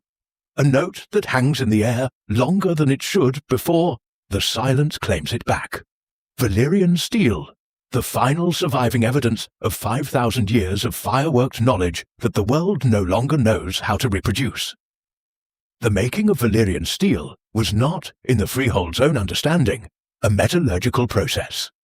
It was a sorcerous one that used metallurgy as one of its components. The ore from which it was forged was specific, a particular volcanic iron ore found on and near the Valyrian Peninsula, related to but distinct from the ores used in conventional steelmaking, with mineral inclusions that appear under examination to have played a role in the material's final properties. The fire that worked that ore was dragon fire, not furnace fire, not even the most sophisticated forge fire that human technology in any era has been able to produce. Dragon fire at the sustained temperatures that a creature metabolically designed to produce it can maintain, applied to metal in a process that the surviving textual fragments describe as requiring specific durations, specific techniques of working the heated metal, and something else, something that the metallurgical language available to later scholars is insufficient to describe precisely. The something else was speech, words, not in any mystical sense that the rational mind resists, not incantations in the theatrical sense of magical tradition. The specific forms of address spoken during the forging process were, in the Valyrian understanding, the sorcerer's component, without which the metallurgical components would produce merely excellent ordinary steel. The words activated, that is the best available translation of the Valyric verb, the relationship between the ore and the fire, and the specific biological presence of the dragonlord doing the speaking. They made the forging personal in a structural sense. The Valyrian steel was not made exactly in the way that a smith makes a horseshoe. It was made in relationship. The material was being addressed as much as it was being shaped, and what it produced in response to that address was a metal that has no parallel. The material properties of Valyrian steel that have been documented and cross-referenced across multiple independent sources are not disputed, because the surviving blades can be examined by anyone with access to one. They are lighter than comparative quantities of conventional steel, significantly lighter, in a way that no purely metallurgical analysis of the known ore components can adequately explain. They hold an edge without sharpening for periods that exceed anything achievable through conventional means. Edge retention measured not in days or weeks but in decades, sometimes in what appears to be indefinite duration in properly stored blades. They have a characteristic watered or rippled appearance in the surface of the metal, a visual signature produced by the folding process that formed them, that ranges from faint to dramatic, and that cannot be reproduced by any known method. And they are, in the context of the story's central supernatural conflict, capable of killing what ordinary steel cannot. This last property is not separable from the first three. Sit with that for a moment. The Valyrian steel blades that can kill White Walkers, that can destroy the creatures of the Long Night, were made using the same sorcerous tradition, the same dragon fire, the same blood-resonant speech practices that produced everything else extraordinary about the Freehold. The weapons capable of ending the supernatural threat to all living things in the known world were forged by the same civilization that enslaved millions and destroyed the oldest empire in the world. The tools of salvation were made by people who were not, themselves, particularly interested in saving anyone who was not already theirs to protect. This is not an irony the story reaches for deliberately. It is simply what the history is when you trace it carefully enough. The good and the bad are in the same object, as they tend to be in the objects that matter most. The number of Valyrian steel blades that survived the Doom is finite and documented, however imperfectly. The Freehold produced Valyrian steel across 5,000 years, which suggests that a significant quantity existed before the catastrophe. But the destruction of the Valyrian Peninsula took most of it. What survived did so in the Freehold's colonies, in the hands of dragonlord families who had travelled far enough from the centre to be outside the immediate radius of the destruction, in the treasuries of the successor states that inherited pieces of the Freehold's material culture. Over the 4 centuries between the Doom and the events of the main series, some of these blades were traded, sold, lost, destroyed, reforged by smiths who knew the melting and working properties, even if they could not reproduce the original forging process, or simply swallowed by the general entropy of time. What remains is a handful of objects carrying the full weight of an extinct civilization's highest technical achievement. Ice, the ancestral sword of House Stark, was one of the largest surviving Valyrian steel blades in the 7 Kingdoms when Ned Stark carried it to King's Landing, and it was used to take his own head. The sword had been in the Stark family for generations, possibly for many generations, possibly since the period immediately following the Doom, when certain families in the known world first acquired Valyrian steel objects from the dispersal of the Freehold's material wealth. Its reforging into Oathkeeper and Widow's Wail by Tywin Lannister after Ned's death is one of the more quietly devastating symbolic moments in the series. the ancestral weapon of the North's most honourable house, transformed into instruments of power politics and gift-giving between a Lannister patriarch and his granddaughter's betrothed. The steel is the same steel. The meaning has been entirely replaced. Longclaw, the Mormont family sword given to Jon Snow, is a different kind of inheritance. The Mormonts acquired it through channels that are not precisely documented. The history of Valyrian steel's dispersal after the Doom is not a clean record. By the time it reaches Jon's hands, it has been refit with a new pommel in the shape of a direwolf, the Stark Sigil, given to a Stark bastard by the man who has just made him his son in every meaningful sense except the legal one. Jon Snow carries Longclaw into battle against the army of the dead. He kills White Walkers with it. The steel that was forged with dragonfire and blood-resonant speech in the workshops of the Valyrian Freehold is, at the moment of its deployment against the Long Night, being carried by the secret heir to the Valyrian bloodline. The weapon and the wielder are the same inheritance from the same lost civilization. Heartsbane, the Tarly family sword, travels a path that is smaller in scale, but no less weighted with historical significance. Sam Tarly, the most academically inclined character in a story full of people who have no interest in academic inquiry, pulls it from his family's vault and takes it with him when he leaves Jud unauthorized from his ancestral home. He knows what it is. He has read enough to understand that the steel in his hands is the product of a civilization whose scholarship he has spent his life trying to reconstruct from the fragments. He carries Heartsbane with an awareness of its historical significance that none of the other Valyrian steel-bearers in the story quite match. When Sam uses it against the dead, the full chain of transmission is briefly visible. Valyrian forge, centuries of inheritance, a fat boy who loved books, an undead enemy rising in the north. The steel connects all of these without effort. The question of whether Valyrian steel can be made again, whether the lost art is genuinely lost or merely misplaced, whether the right combination of dragonfire and knowledge and the specific biological presence could reproduce it, is a question the story raises and does not definitively answer. The dragons are alive again. Daenerys has 3 of them for a period. The fire exists. The surviving textual fragments, incomplete as they are, describe enough of the process that a skilled sorceress metallurgist with access to both the texts and the fire might be able to reconstruct the working knowledge. But the speech component, the specific Valyric address forms that the Dragonlord spoke during the forging, those require fluency in a language no living person speaks natively. High Valyrian is studied. It is not lived in. The difference in the context of a sorceress practice that requires something more than correct pronunciation may be insurmountable.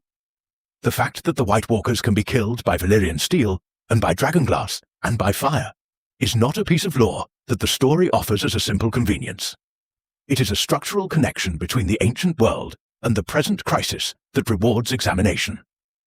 The Long Night is an ancient event, older than the Valyrian Freehold itself. The weapons that can fight it were made by the most powerful civilization the intervening period produced. The surviving weapons are in the hands of characters who are, through various chains of inheritance and accident, connected to the bloodlines from which the Freehold sprang. And the dragons, the living weapons, the fire in motion, belong to the last surviving member of the last surviving Dragonlord family. The war against the Long Night, in its material dimension, is being fought entirely with Valyrian inheritances. Inheritances from a civilization that was not thinking about the Long Night when it forged them, but whose specific character made it uniquely capable of producing the tools that could. Let the steel rest in your mind now, the weight of it, the particular quality of its edge, which is not aggressive but simply present, a precision so complete it requires no effort. Every Valyrian steel blade in the world is a communication from a dead civilization. Not a message, nothing so deliberate as that. More like a signal that continues to broadcast after the station has gone dark. The steel does not know it was made in Valyria. It does not know that the civilization that made it is gone, that the language spoken during its forging is no longer anyone's first tongue, that the dragons whose fire shaped it are either dead or hatching from eggs that have been cold for a century. The steel simply is. sharp and light and singing at the particular frequency of its origin, waiting without urgency for the right occasion to be exactly what it is. There is one more surviving material from the Valyrian tradition that deserves mention here, though it is not steel. Dragon bone, the material from which dragon skulls are made, from which bows are occasionally constructed in the tradition that reaches back through Valyrian practice, is black and dense and harder than most metals, and does not decay on human timescales. The skulls of the Targaryen dragons mounted in the throne room beneath the Red Keep are dragon bone. Valyrian's skull, the largest of them, has been described by those who stood before it as producing, in the specific sensory environment of the throne room's torchlit dark, an impression that the skull is not quite empty, that something of the creature's presence persists in the material of its body long after the fire has gone out. This impression may be sentimentality, or it may be a residue of the sorcerer's tradition that created the relationship in the first place, still faintly persisting in the physical substance of the bond after the living party to it is gone. The night is very quiet now. Good, let it be quiet. The blades are held by those who carry them. The skulls are in their darkness beneath the castle. The forge knowledge is gone, or waiting for the conditions that might retrieve it. The fire that made the steel is alive again, embodied in 3 dragons, whose mother is approaching the continent that was always going to be her destination. The chain of inheritance from the volcanic workshops of the Valyrian Peninsula to the present moment of the story is intact, improbably, against all the pressure of 400 years of loss. It has survived in metal and in blood, and in the particular quality of fire that certain bodies carry in their veins. The art may be lost. The artifacts are here. Rest now. The steel will keep until morning. What remains of Valyria now, in the world of the story, in the material record that can still be touched and examined and swung in battle, is a collection of objects so extraordinary that no living craftsperson knows how to make them, held by characters who largely do not understand what they hold. This is the specific form that civilizational loss takes in the long term. Not absence exactly, but inheritance without comprehension. The objects are here. Their origin is known in outline, but not in the depth that would make reproduction possible. They work. They continue to do what they were made to do. The civilization that made them is gone so completely that even the language spoken during their forging is a subject of academic study rather than daily speech. This is what 5,000 years of power produces when it ends in a night. Objects that outlive understanding. Objects that keep singing after the hand that made them is dust. And yet, despite all of this, the steel, the dragons, the sorcery, the roads that outlasted kingdoms, Valyria settled into something almost like rest. 5,000 years of unchallenged dominance. And that long peace, it turns out, had a shadow beneath it that the golden light never quite reached. Let your breathing go even slower now. We have arrived at the long middle of the story, the part that the story itself tends to rush past, because what comes after is so dramatic that everything before it tends to be reframed as prelude. But the 5,000-year golden period of the Valyrian Freehold was not prelude. It was the thing itself. It was one of the most extended periods of organized human achievement in the known world's history, and its accumulated material and cultural legacy shaped everything that came after it so completely that the shape of the world we know from the story is, in significant part, the shape of what the Freehold left when it ended. Tonight, for a few minutes, we stay in the middle. We resist the narrative pull toward the doom. We simply inhabit the civilization at its height, and let the scale of it rest in our minds as the gift it actually was. The city of Valyria itself, the capital, the center, the physical location from which the council governed, and the dragonlord families maintained their primary residences, and the greatest concentration of the known world's power was focused, is described in the surviving accounts, with a consistency that suggests something genuinely extraordinary lay behind the romanticism that inevitably overlays such descriptions. The scale was beyond anything that contemporary comparison would prepare an outsider for.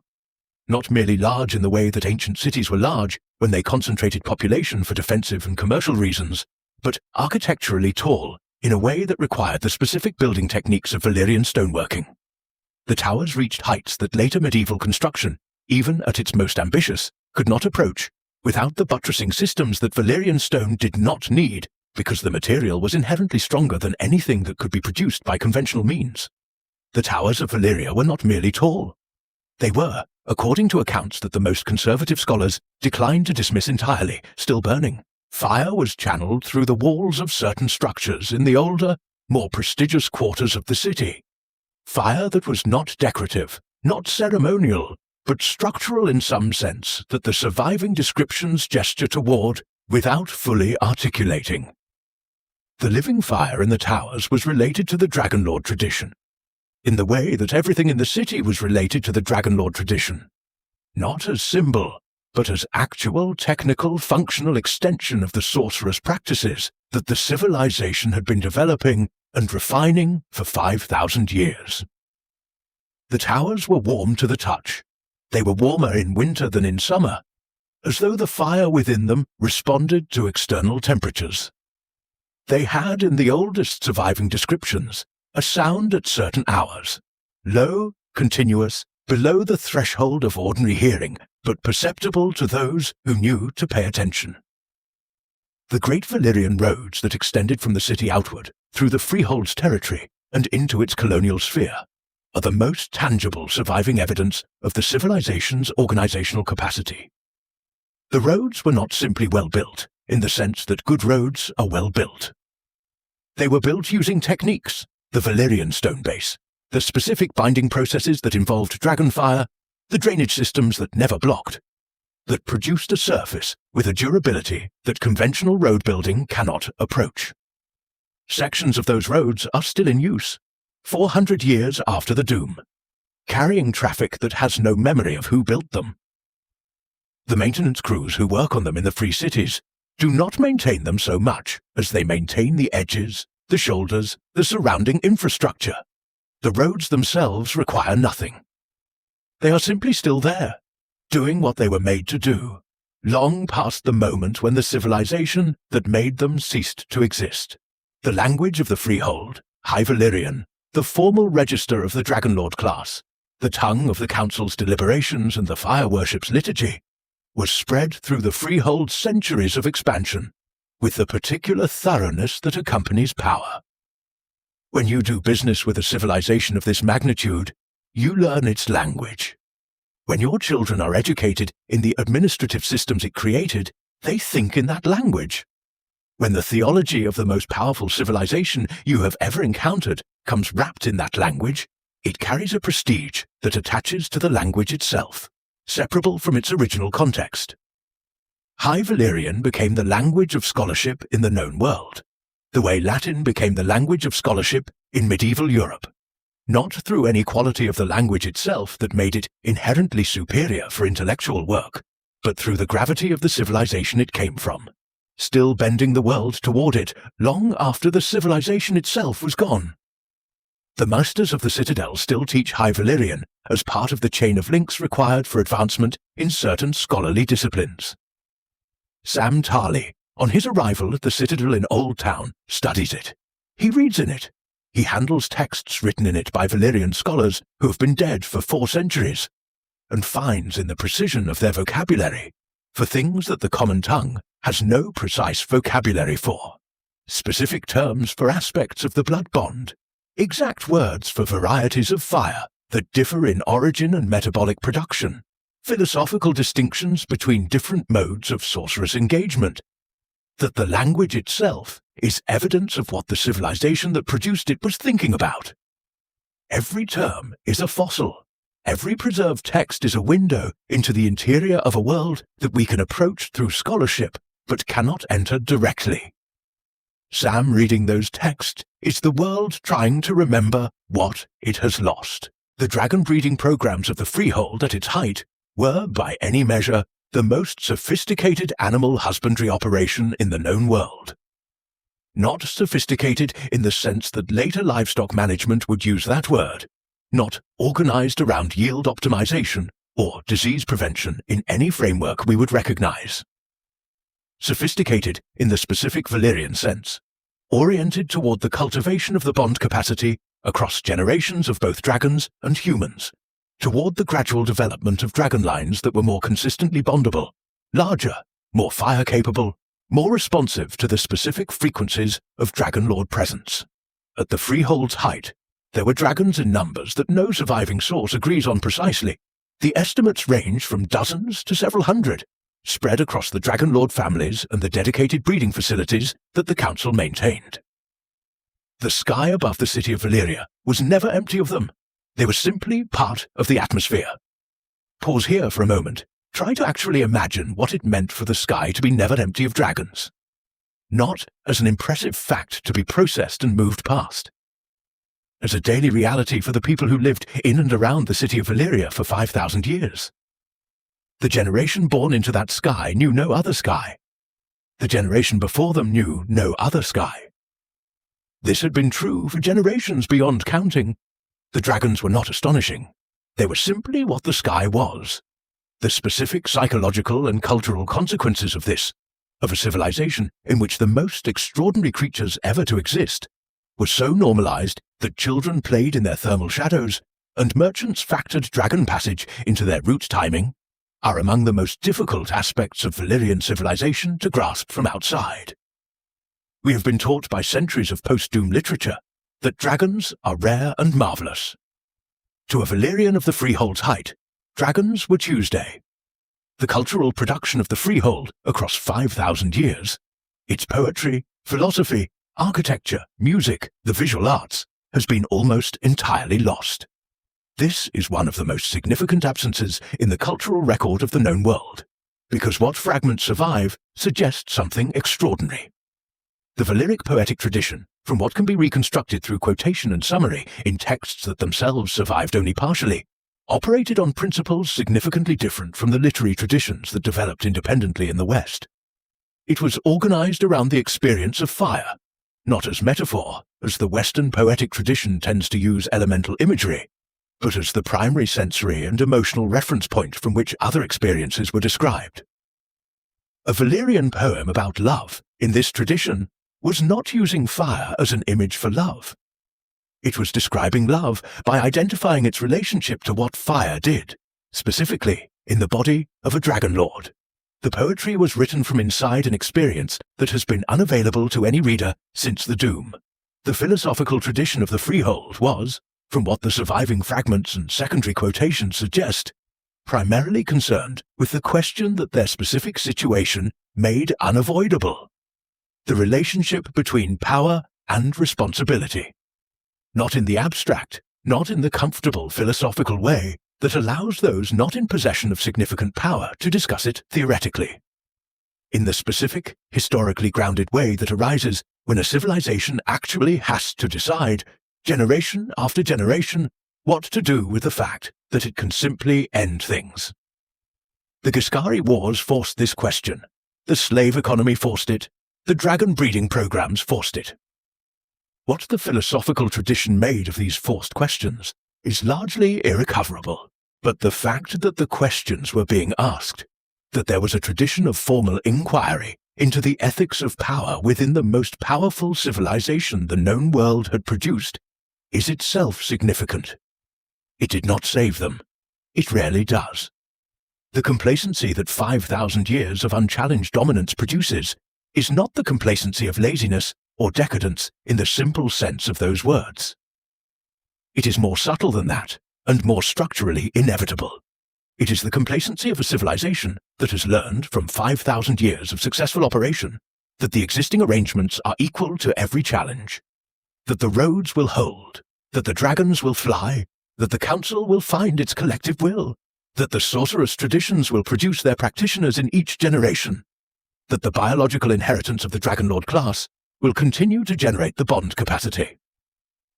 These assumptions were all correct for 5,000 years. They had never been incorrect. The evidence for their permanent correctness was, by the end, overwhelming. This is the specific form of civilizational blindness that scale and duration produce. The conviction, too well evidenced to be irrational, that what has always worked will continue to work. The warning signs, in retrospect, were present. The dragons of the late Freehold period were smaller than those of the early period, a trend that the breeding programs attempted to address but could not reverse, and whose cause was not understood. The council's decision-making had become slower, more conservative, more concerned with the management of existing arrangements than the navigation of new challenges. The Dragonlord families had intermarried to a degree that concentrated the biological inheritance in ways that may have introduced vulnerabilities that the tradition could not recognize as vulnerabilities, because it had no framework for understanding the bond capacity as a finite rather than a renewable resource. These were not dramatic failures. They were the kind of gradual, small, individually unremarkable deteriorations that only become visible as a pattern when the pattern is interrupted by something large enough to force retrospection. The doom was large enough. Think of the Red Keep in King's Landing. The skulls of dragons mounted in the chambers below the throne room, 21 of them, from Balerion the Black Dread down to the last small skulls of the last small dragons of the Targaryen dynasty's late period. Those skulls, arranged in order of decreasing size, are a visual record of the late Freehold's and early post-Doom Targaryen periods' failure to maintain what the early Freehold had sustained. The dragons got smaller across generations. The bond weakened. The biological inheritance that was the civilization's entire foundation was, for reasons that remain only partially understood, diminishing. And when Daenerys' dragons hatch from eggs that had been stone for a century, and they grow as the late Targaryen dragons did not, something has been reset. Something that was degrading has found its way back to what it was. The question the story raises is whether the civilization that produced it will manage to do the same. Let the long golden peace rest in your mind now, without forcing it to carry the weight of what comes after. For 5,000 years, the roads were used, the language was spoken, the fire was tended, the council met and decided, and the Freehold administered what it had built with the particular confidence of something that has lasted long enough to believe that lasting is simply what it does. This is not nothing.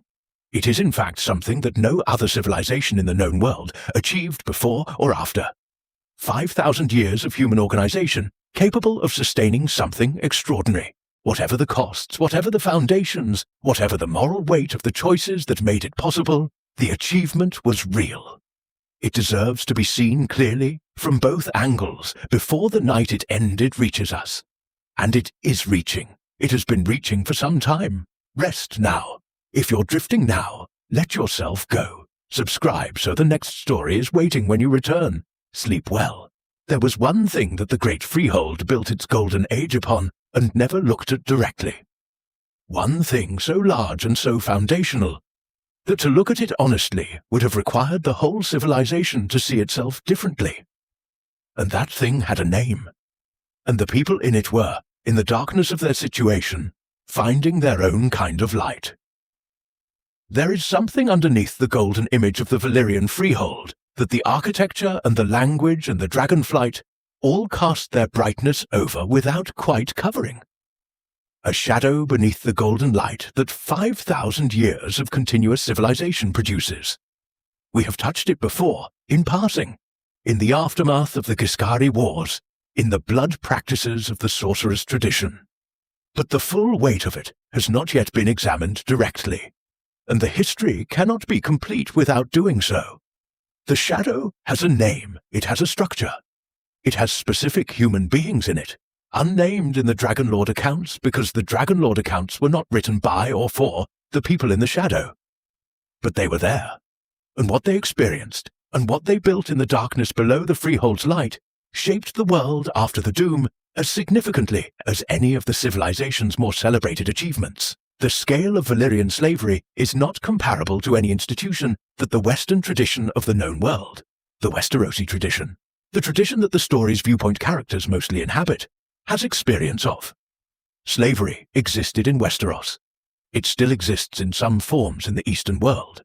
But these institutions, significant and morally catastrophic as they are in their own right, are not the correct comparison for what the Valyrian Freehold maintained. We are discussing something of a different order. A continental-scale labor system, sustained across 5,000 years, serving the infrastructure requirements of an empire that included the maintenance of volcanic mining operations, the road building and maintenance programs, the agricultural production of the colonial territories, the construction projects that required human labor, at scales that even dragonfire could not replace entirely. The Freehold required human beings in quantities that only this systematic, continuous, institutionalized denial of those human beings' freedom could supply. The mines were the center of the worst of it. The volcanic mining operations of the Valyrian Peninsula, extracting the specific ores and minerals that the Freehold's metallurgical and sorcerous practices required, were carried out in conditions that no free person would accept at any wage the Freehold's economics could sustain. The heat, the darkness, the air quality in enclosed spaces where volcanic vents provided both warmth and toxic atmosphere. The physical demands of extracting material from stone that was, in the geothermally active environment of the peninsula, not always stable. The casualty rates in the mines were, according to the fragments of administrative record that survived the Doom in the Freehold's colonial archives, treated not as a problem to be solved, but as a constant to be managed, a predictable attrition that required a predictable resupply of labor. The mines consumed people. The Freehold resupplied the Ghiscari slave warrior tradition, the practice of training enslaved people as professional soldiers, developed by the old empire of Gis, as a specific solution to the problem of maintaining a disciplined military force without the political complications of a professional free citizen army, survived the destruction of Old Gis.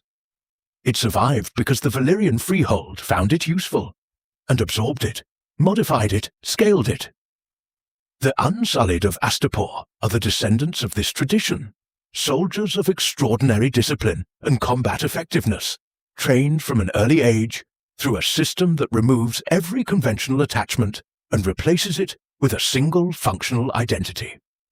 They are what the Ghiscari practice became when filtered through centuries of operation under Valyrian-derived economic and social organization. When Daenerys purchases and then frees the Unsullied, she is dealing not with an institution that Slavers Bay invented, but with a tradition that traces directly back to the Empire, her own civilization destroyed, repackaged and maintained within the economic system her civilization created. Braavos deserves particular attention in this history, because it is the most direct institutional consequence of what the Valyrian slave system produced in the people who lived within it and found a way out.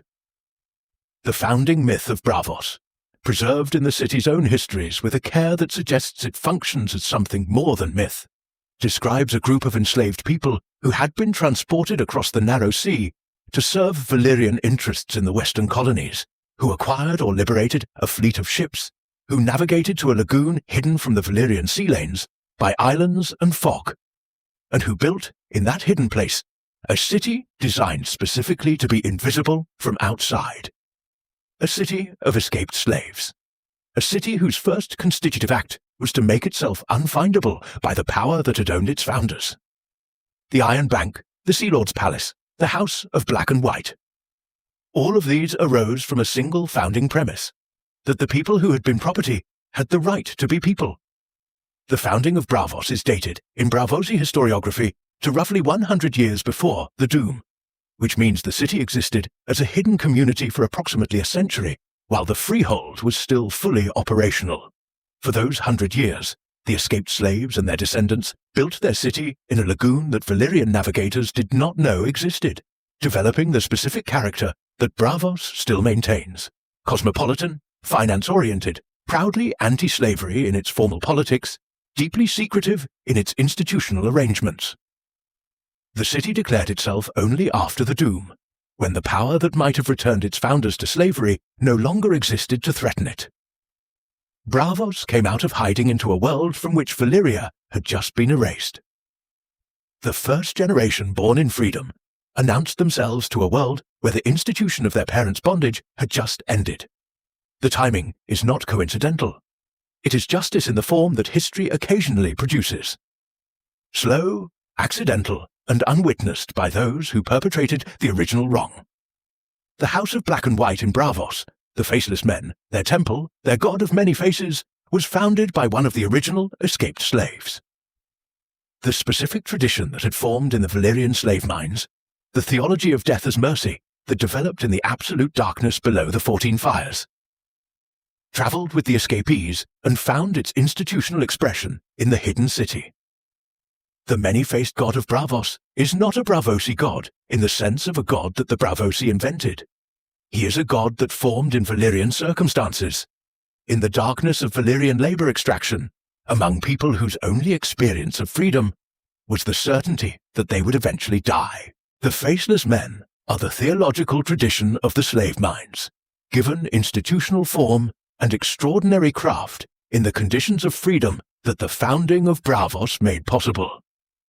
They are what happens when the people who are disappeared by history find a way to disappear themselves, selectively, deliberately, for a price.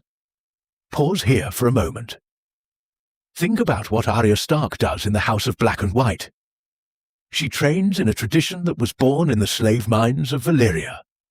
She learns from practitioners of a theology that developed in response to a slavery system that her own family's distant ancestor, the founder of House Stark, or the Starks who came after, would have been entirely unconnected from.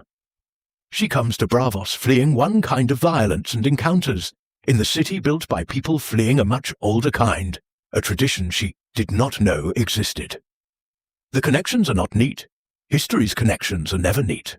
But Arya Stark, trained by faceless men whose tradition was formed in Valyrian slave mines, eventually uses those skills in the Long Night against the threat that predates even the Valyrian Freehold. Everything connects, not to a purpose, just to each other, the way everything in a world with a sufficiently long history connects to everything else eventually. The moral accounting of the Valyrian Freehold is not something the story asks us to complete or resolve. It offers the evidence, the magnificent roads, the extraordinary steel, the language still spoken, the dragons still flying in the south and east of the world, and also the slave cities, the Unsullied, the mines, the founding of Braavos. And it allows the full weight of that evidence to rest alongside itself without forcing a verdict. This is, historically, the accurate posture. Great civilizations are not trials awaiting a verdict. They are accumulations of choices and consequences, built up over long periods by people who were, in their own experience, simply trying to manage what was in front of them with the tools and frameworks and moral imaginations available to them. The moral imaginations of the Valyrian Dragonlord class did not include the interior experience of the people in the mines. This is the failure that the story and history most consistently identifies as catastrophic. Not cruelty, but the failure to notice. Daenerys Targaryen standing in the slave market of Astapor, looking at the Unsullied lined up for sale, and at the masters who managed the transaction, is a direct heir to the civilization that created the institution she is about to purchase from. The Valyrian blood in her veins is the blood of a Dragonlord family that participated in the Ghiscari Wars, that benefited from the slave economy, that occupied a position of social supremacy within a system maintained by the systematic denial of freedom to millions. She does not know this consciously. She does not carry the Freehold's full history as a burden she is personally responsible for. But the story puts her in Astapor and makes her choose, in the most direct way imaginable, what to do with the institution her civilization created. She is not abolishing something foreign to her heritage. She is trying to clean up what her heritage built. The slave roads of the Freehold, the economic highways that moved enslaved people from the places where they were acquired to the places where they were needed, have no monuments. No surviving texts celebrate their construction. The road-building records that survive document the great public roads, the ones that moved goods and armies and diplomatic missions. The movement of enslaved people is documented only in the administrative records that concerned themselves with labor supply management, the accounting documents, the delivery receipts, the population registers of the mining operations. These are among the driest documents in the historical record. Columns of numbers, categories of classification, notations of condition and age and evaluated capacity. The people they describe are not nameable from these documents. They are quantified. The Freehold's administrative brilliance applied itself to the management of human beings as inventory, and it did so with the same organizational quality it applied to everything else. This is what makes the accounting more rather than less disturbing. The Freehold did not fall because of its slave economy. That would be the morally satisfying narrative, and history declines to provide it. The slave economy was still functional on the day of the Doom.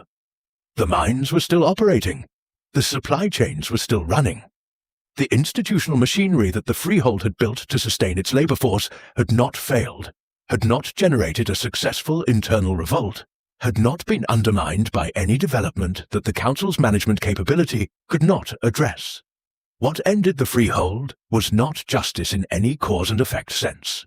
What ended it was something that had been accumulating in the volcanic geology of the peninsula, and possibly in the sorcerous practices that had been engaging that geology for 5,000 years. The shadow was still in the shadow when the light went out, and the institutions that maintained the shadow continued in the successor cities after the light was gone. Justice in history, when it comes, almost never comes on time. Let the weight of this history settle now without pressing against it. The world you know from the story is shaped, at every level, in its economic arrangements and social structures and institutional inheritances, by what the Valyrian Freehold built, and by what the Valyrian Freehold chose not to see. The free cities are not free of their founding, however much they value the word. The slave cities are not anomalies. They are the Freehold's most honest legacy, the direct continuation of what the Freehold was when it wasn't being magnificent. Daenerys is trying to end something her own blood helped create. Jon is trying to fight something that the world might have been better equipped to fight if 5,000 years of the greatest civilization in its history had spent some of its organizational capacity preparing for it rather than administering a slave economy. These are the specific shapes that the shadow has taken in the present. Rest now. The night holds them all. Something is waiting in the next portion of this history that shifts the emotional register of everything we have discussed.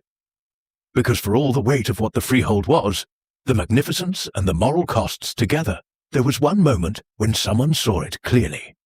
Saw not the present of it, but the future. Saw not what it was, but what it was about to become. And that someone was a girl, and she dreamed it, and her father believed her.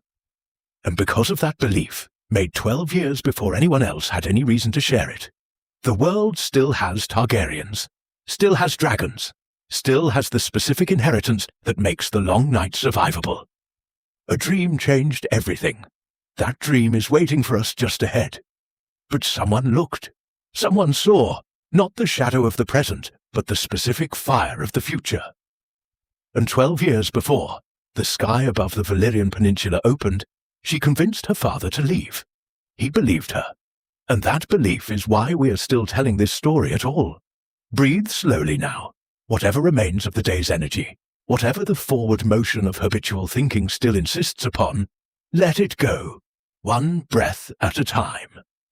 The part of this history we are entering is one of the quietest in terms of its dramatics, and one of the most extraordinary in terms of what it actually means. Because the Valyrian Freehold was, at the time of the event we are about to discuss, still standing, still functioning, still governing its enormous territory, and managing its slave economy, and flying its dragons over the skies of the known world's eastern half. No one in the Freehold knew that it was about to end. No one in the Freehold's council chambers had any information suggesting that the civilization they administered was approximately 12 years from ceasing to exist. No one, that is, except a girl who had been asleep in a dragonlord's house in the city of Valyria, and had dreamed something she could not quite explain. Lord Enar Targaryen was not, at the time of the events we are discussing, one of the great figures of the Valyrian Freehold. The Targaryen family held its seat on the council. It held its dragons, 5 of them, a modest number by the standards of the more powerful dragonlord families. It held its social position, its marriage alliances, its share of the Freehold's administrative responsibilities. It was a family of significance, in a context where significance was measured against the extraordinary baseline of an entire class of people who commanded dragons and found to be adequate but not exceptional. Lord Enar was not a military figure of renown. He was not a dominant voice on the council. He was, as far as the historical record allows us to see him at all, a man of ordinary standing in an extraordinary context, defined by a single decision that would turn out to be the most consequential choice made by any single person in the 5,000-year history of the civilization he was about to leave. Daenys Targaryen, Daenys the Dreamer, as she would be known in every account written after the event she dreamed, had the fire dreams. This is not remarkable in itself for a member of a dragonlord bloodline. The fire dreams had been part of the dragonlord tradition since the earliest contacts with the nesting sites of the 14 Fires. What was remarkable about Daenys's dreams was their content, and the certainty with which she held what she had seen. The specific content of the dream has not been preserved in any text with sufficient reliability to be quoted. What is preserved, in multiple independent accounts written at various removes of time and geography from the event itself, is a consistent description of its emotional and visual character. Fire on a scale that consumed rather than illuminated, the specific darkness that comes not from the absence of light, but from the overwhelming of every light source simultaneously. And the certainty, not a conclusion reached from evidence, but a certainty of the deepest, experiential kind, that what she had seen was not metaphorical. It was going to happen. She did not know when. She knew it was going to happen. Lord Enar believed her. This is the thing that resists reduction into simple explanation. The Valyrian Freehold was not, by the time of Daenys's dream, a civilization that had difficulty believing in the reality and significance of prophetic dreaming. The fire dream tradition was ancient, documented, respected at the level of the council's formal deliberations. Prophetic dreams had led to the evacuation of settlements before volcanic events, had informed military decisions, had shaped dynastic policy. The Freehold had institutional frameworks for taking prophetic information seriously. But Daenys's dream was not a dream about volcanic activity in a specific valley or about the military intentions of a neighboring power. It was a dream about the end of the entire civilization.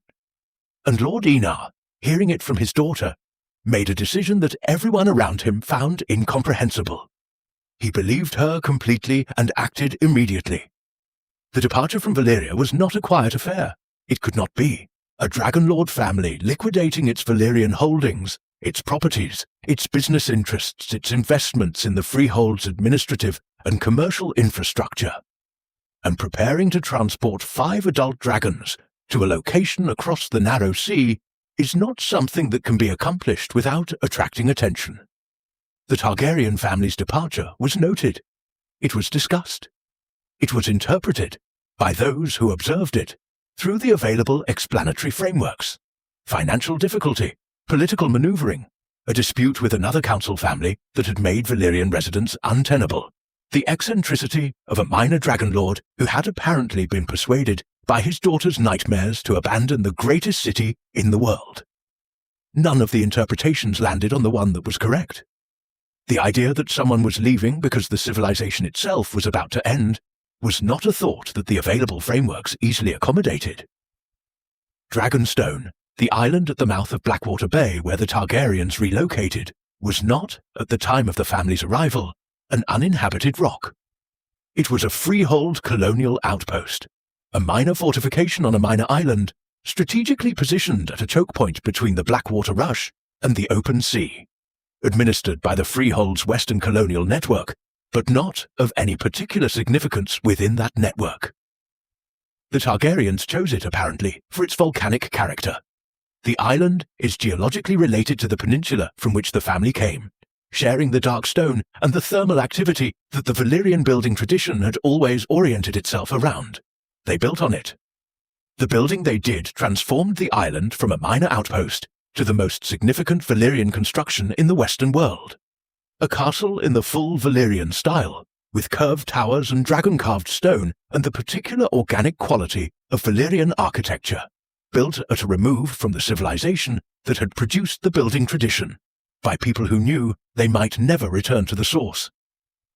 The 12 years between the Targaryen departure and the Doom are among the most psychologically interesting periods in the history we have been examining, and among the least documented. What we know is structural. The Targaryens were on Dragonstone with their 5 dragons for approximately 12 years before the Doom occurred. What we cannot know, because no document from that period has survived, is what those 12 years felt like from inside. Daenys had dreamed something. Her father had believed her and acted on the belief at enormous personal and financial cost, to the bewilderment of everyone who knew them. And then nothing happened. The freehold continued. The council met. The roads carried their traffic. The dragons flew their patrols. The city of Valyria, visible in Daenys' dream as a thing about to end, remained standing, as magnificent and apparently permanent as it had ever been. 12 years of being wrong, or 12 years of being right, with the calendar not yet willing to confirm it. Pause here and try to inhabit that experience for a moment. You are in a small castle on a volcanic island. Your family left everything you had known. The greatest city in the world, the social position of 5,000 years of accumulated standing, the administrative networks and commercial relationships and physical comforts of a dragonlord's life in the freehold, because you dreamed something that cannot be confirmed. The civilization is still standing. Your peers, if any are still in communication with you across the water, have perhaps noted the continued existence of Valyria as evidence of the dream's unreliability. You are watching from your island a horizon that continues to display nothing unusual. And every morning that passes without event is simultaneously a relief and a renewed doubt. 12 years of that. 12 years of the dream vivid in memory, and the world declining to validate it. 12 years of Lord Enar's faith, holding the family in place against every external pressure toward the obvious conclusion that it had all been a mistake.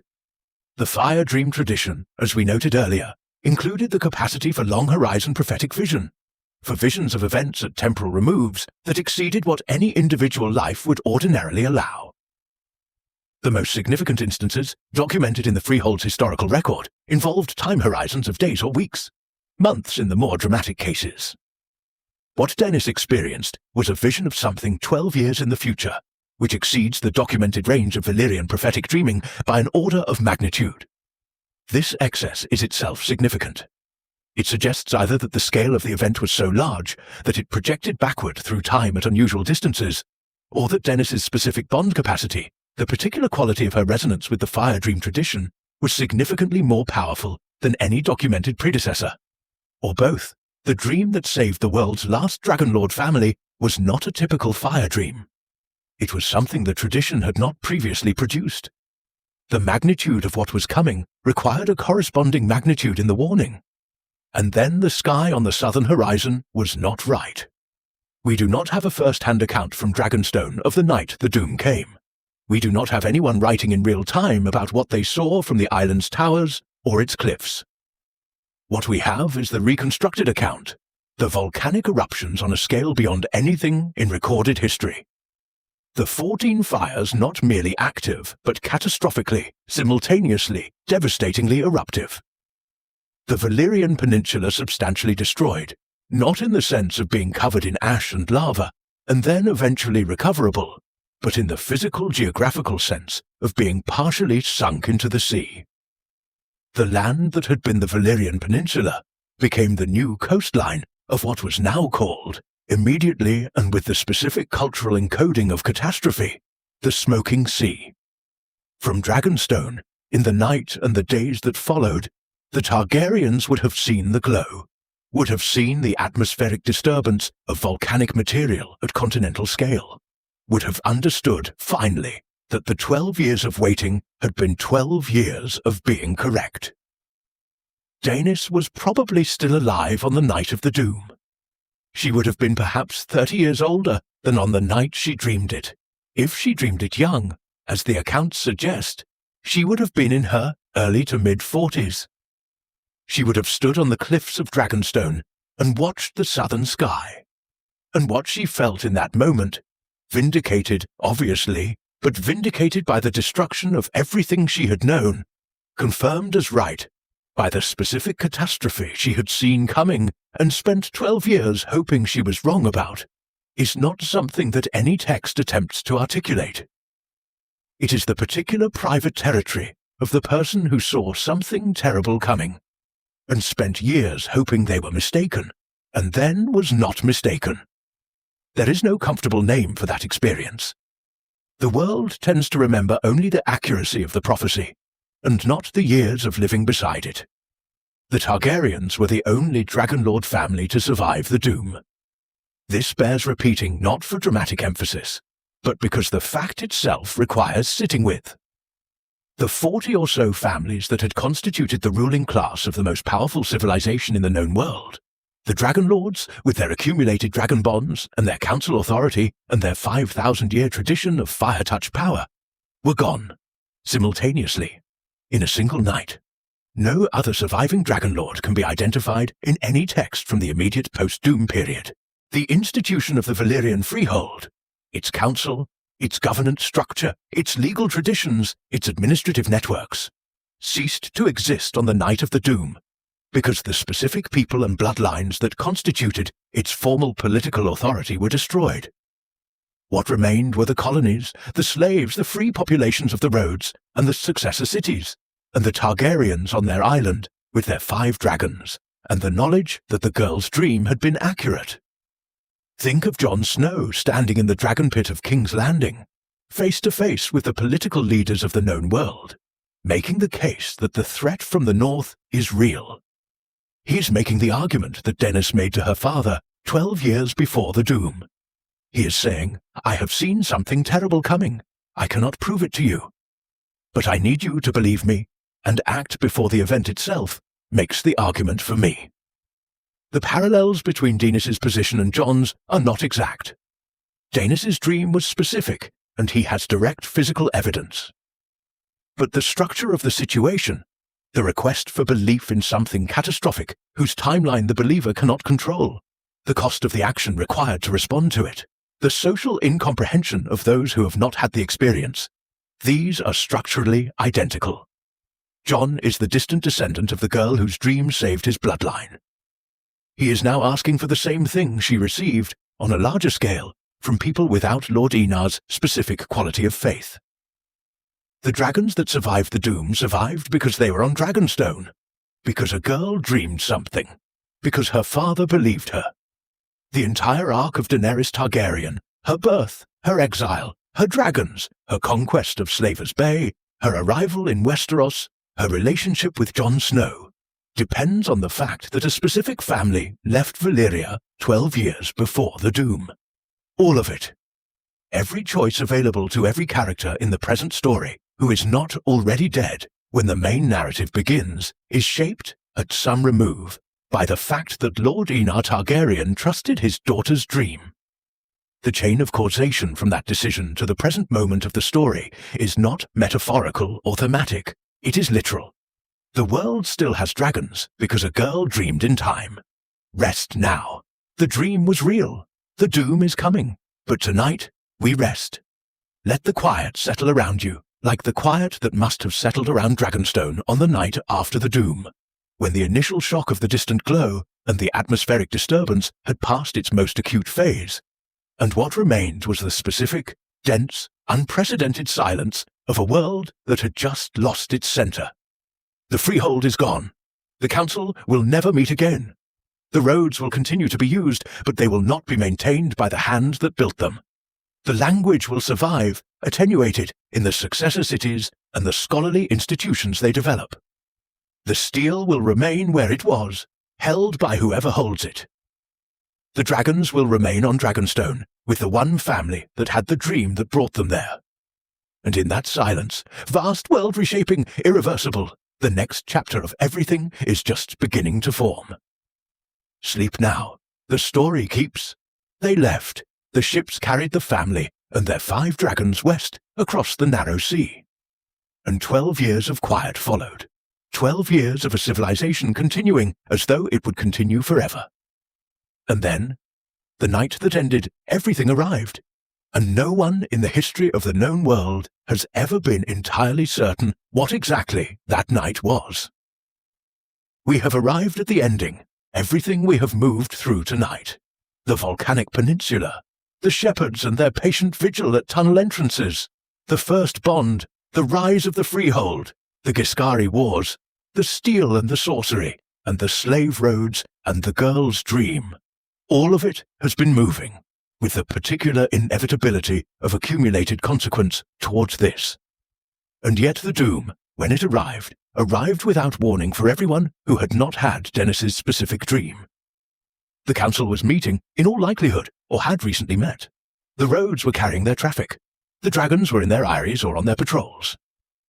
The day of the Doom was not, as far as any surviving account suggests, a day that anyone in Valyria experienced as different from the day before it. And then the night came, and the night was different from every night that had preceded it in 5,000 years of continuous civilization. We do not know what happened. This is the most honest thing that can be said about the Doom of Valyria, and it is something that the scholars who have thought most carefully about it tend to say with a directness that reflects not failure of research, but the actual state of the evidence. The Valyrian records were largely destroyed in the event itself. The survivors, and there were some, though not many, in the outlying areas of the peninsula and in ships at sea at the time, were traumatized, scattered, not in possession of the information required to document what they had experienced in any comprehensive way, and possibly not in possession of the psychological capacity to do so, even if the information had been available. What we have are the accounts from the periphery, from sailors who were far enough at sea to survive the initial event and close enough to observe its aftermath, from inhabitants of the nearest freehold colonies who watched from a distance as the southern sky became something it had never been before. The theories about the cause of the Doom are several, and the most carefully considered analyses find evidence for more than one of them operating simultaneously. The volcanic explanation that the 14 fires all erupted catastrophically and essentially simultaneously, in an event that no historical or geological precedent in the known world's record prepares the imagination for, has the most straightforward physical evidence behind it, because the physical aftermath of the Doom is consistent with exactly this. The Valyrian Peninsula substantially destroyed by volcanic and seismic activity at extreme scale, much of the central region of the peninsula physically lowered into the sea, the ocean flooding in to create the smoking sea. What the pure volcanic explanation cannot account for is the speed, the completeness, the specific character of the destruction, as described by the peripheral observers, which exceeds what even the most catastrophic documented volcanic event in the known world's history would predict. The sorcerer's explanation that something done by the Freehold's dragonlord class, some ritual or experiment or accumulated practice that had been building toward a threshold the practitioners did not recognize, triggered or contributed to the geological catastrophe, or was itself a catastrophe of a different but concurrent kind, is the explanation that the Red Priests of R'hllor hold with confidence and the Maesters of the Citadel treat with the skepticism they extend to all sorcerous explanations. The Red Priests, whose tradition has access to sources of information about fire events that the Citadel's scholarly network does not prioritize, suggest that something in the Freehold's blood magic practices had, over 5,000 years of institutional operation at massive scale, produced an accumulation that the volcanic geology of the peninsula interacted with in ways that neither system could contain. The fire below the earth and the fire that the dragonlords had been working for 5 millennia met at a threshold neither had approached before. The result was not an eruption. It was a reckoning. Pause here. Breathe slowly. Let the scale of what this description implies rest for a moment without trying to resolve it into a clean causal story. 5,000 years of blood magic at continental scale, drawing on the biological substance of millions of enslaved people, conducted in direct geological contact with one of the most volcanically active surfaces on the planet. 5,000 years of sustained, sophisticated, institutionally maintained sorcerous engagement with the fire below the earth. It is possible that this interaction produced over sufficient time something that the world had no framework for containing or anticipating. It is possible that the Doom was not merely a geological event that happened to a civilization. It is possible that the Doom was a sorcerous event that involved the geology as one of its components, in the same way that Valyrian construction involved dragonfire as one of its components. The civilization that built itself through fire was, by this account, undone by an excess of what it had built itself from. The physical aftermath was permanent. The Valyrian Peninsula, or what remained of it, became a changed landscape. The central regions that had sunk into the sea left behind a new coastline. Irregular and smoking and geothermally active in ways that made navigation in the area extremely dangerous. The Smoking Sea, as it was immediately named, is not simply a sea with some residual volcanic activity. It is a body of water above what was formerly inhabited land, still receiving volcanic output from the geological system below, producing gases that make extended exposure dangerous, subject to sudden geothermal disturbances with no predictable warning. The ruins of the city of Valyria that remained above water, the portions of the outer city on higher ground that the immediate sinking of the central areas did not take place, are visible from a sufficient distance and absolutely avoided by everyone with knowledge of what is in them. What is in the ruins of Valyria is the specific horror that the Doom's aftermath produced. Stone men, people afflicted with grayscale, the progressive and ultimately fatal disease that turns human flesh to stone-like consistency, in the advanced stages of which the mind deteriorates. The ruins of Valyria are populated by stone men, people who went there for reasons ranging from treasure-seeking to madness, who encountered the disease in its most virulent form in the specific atmospheric and geothermal conditions of the ruins, and who never left. The ruins glow at night. The accounts of those few who have sailed close enough to observe, sailors, in most cases, who are careful not to approach too near, are consistent on this. The remaining towers of Valyria have a light in them that is not reflected light, and is not firelight in any conventional sense. 5,000 years of fire worked into the stone may not have ended with the civilization that put it there. The stone may still remember. What was lost in the Doom is not countable, not in any way that the counting would make useful or accurate.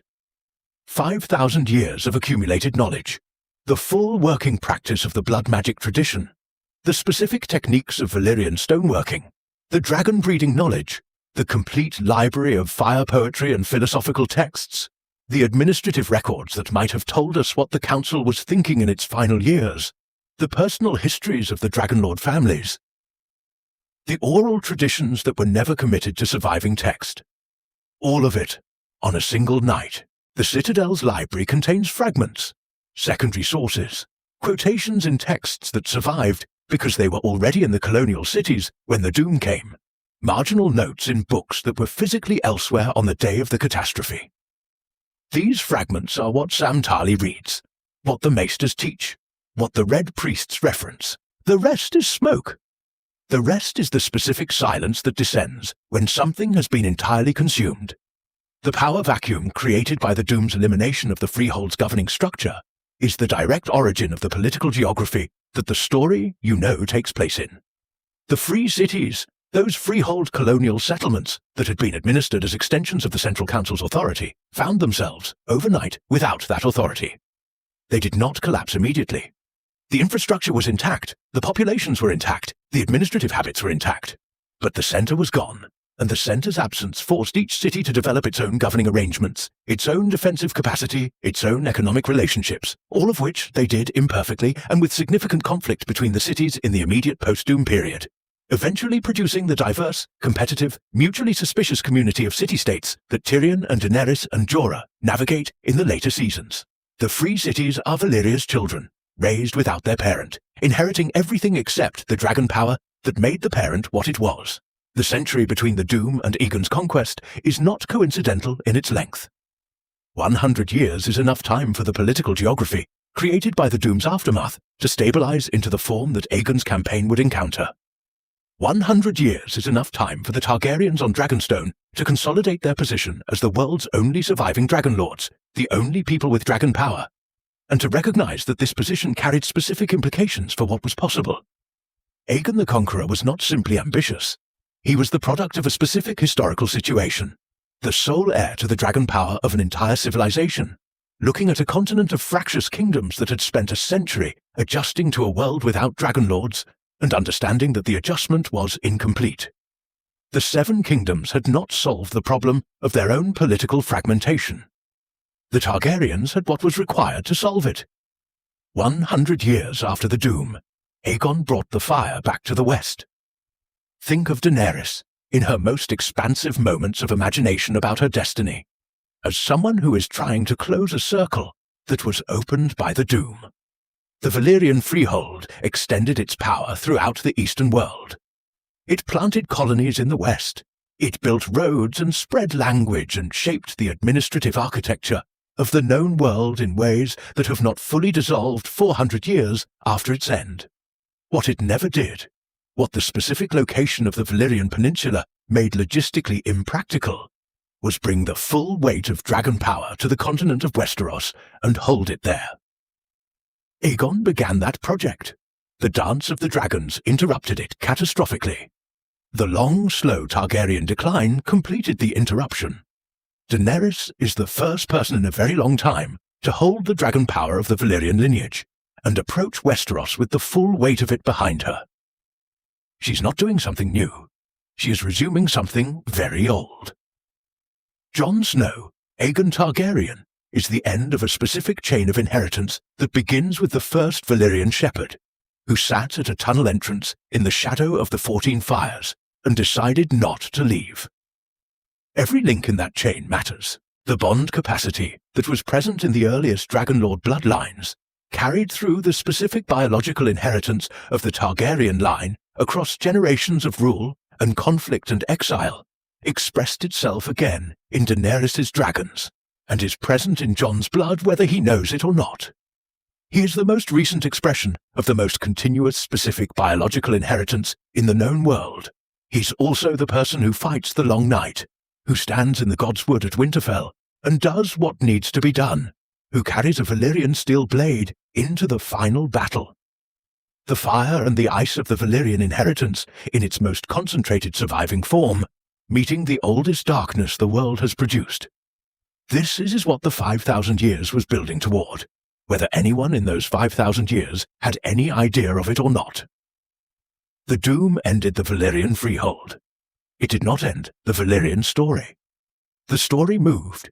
It moved into the bloodlines that survived, into the successor cities that inherited the infrastructure without the governing centre, into the religious and sorcerous traditions that developed in the Freehold's shadow and carried the fire in different forms, into the language still taught in the citadel and spoken in the formal courts of half a dozen cultures, into the steel that sings when struck and keeps its edge across centuries, into the dragons sleeping in eggs that the world believed were cold and dead.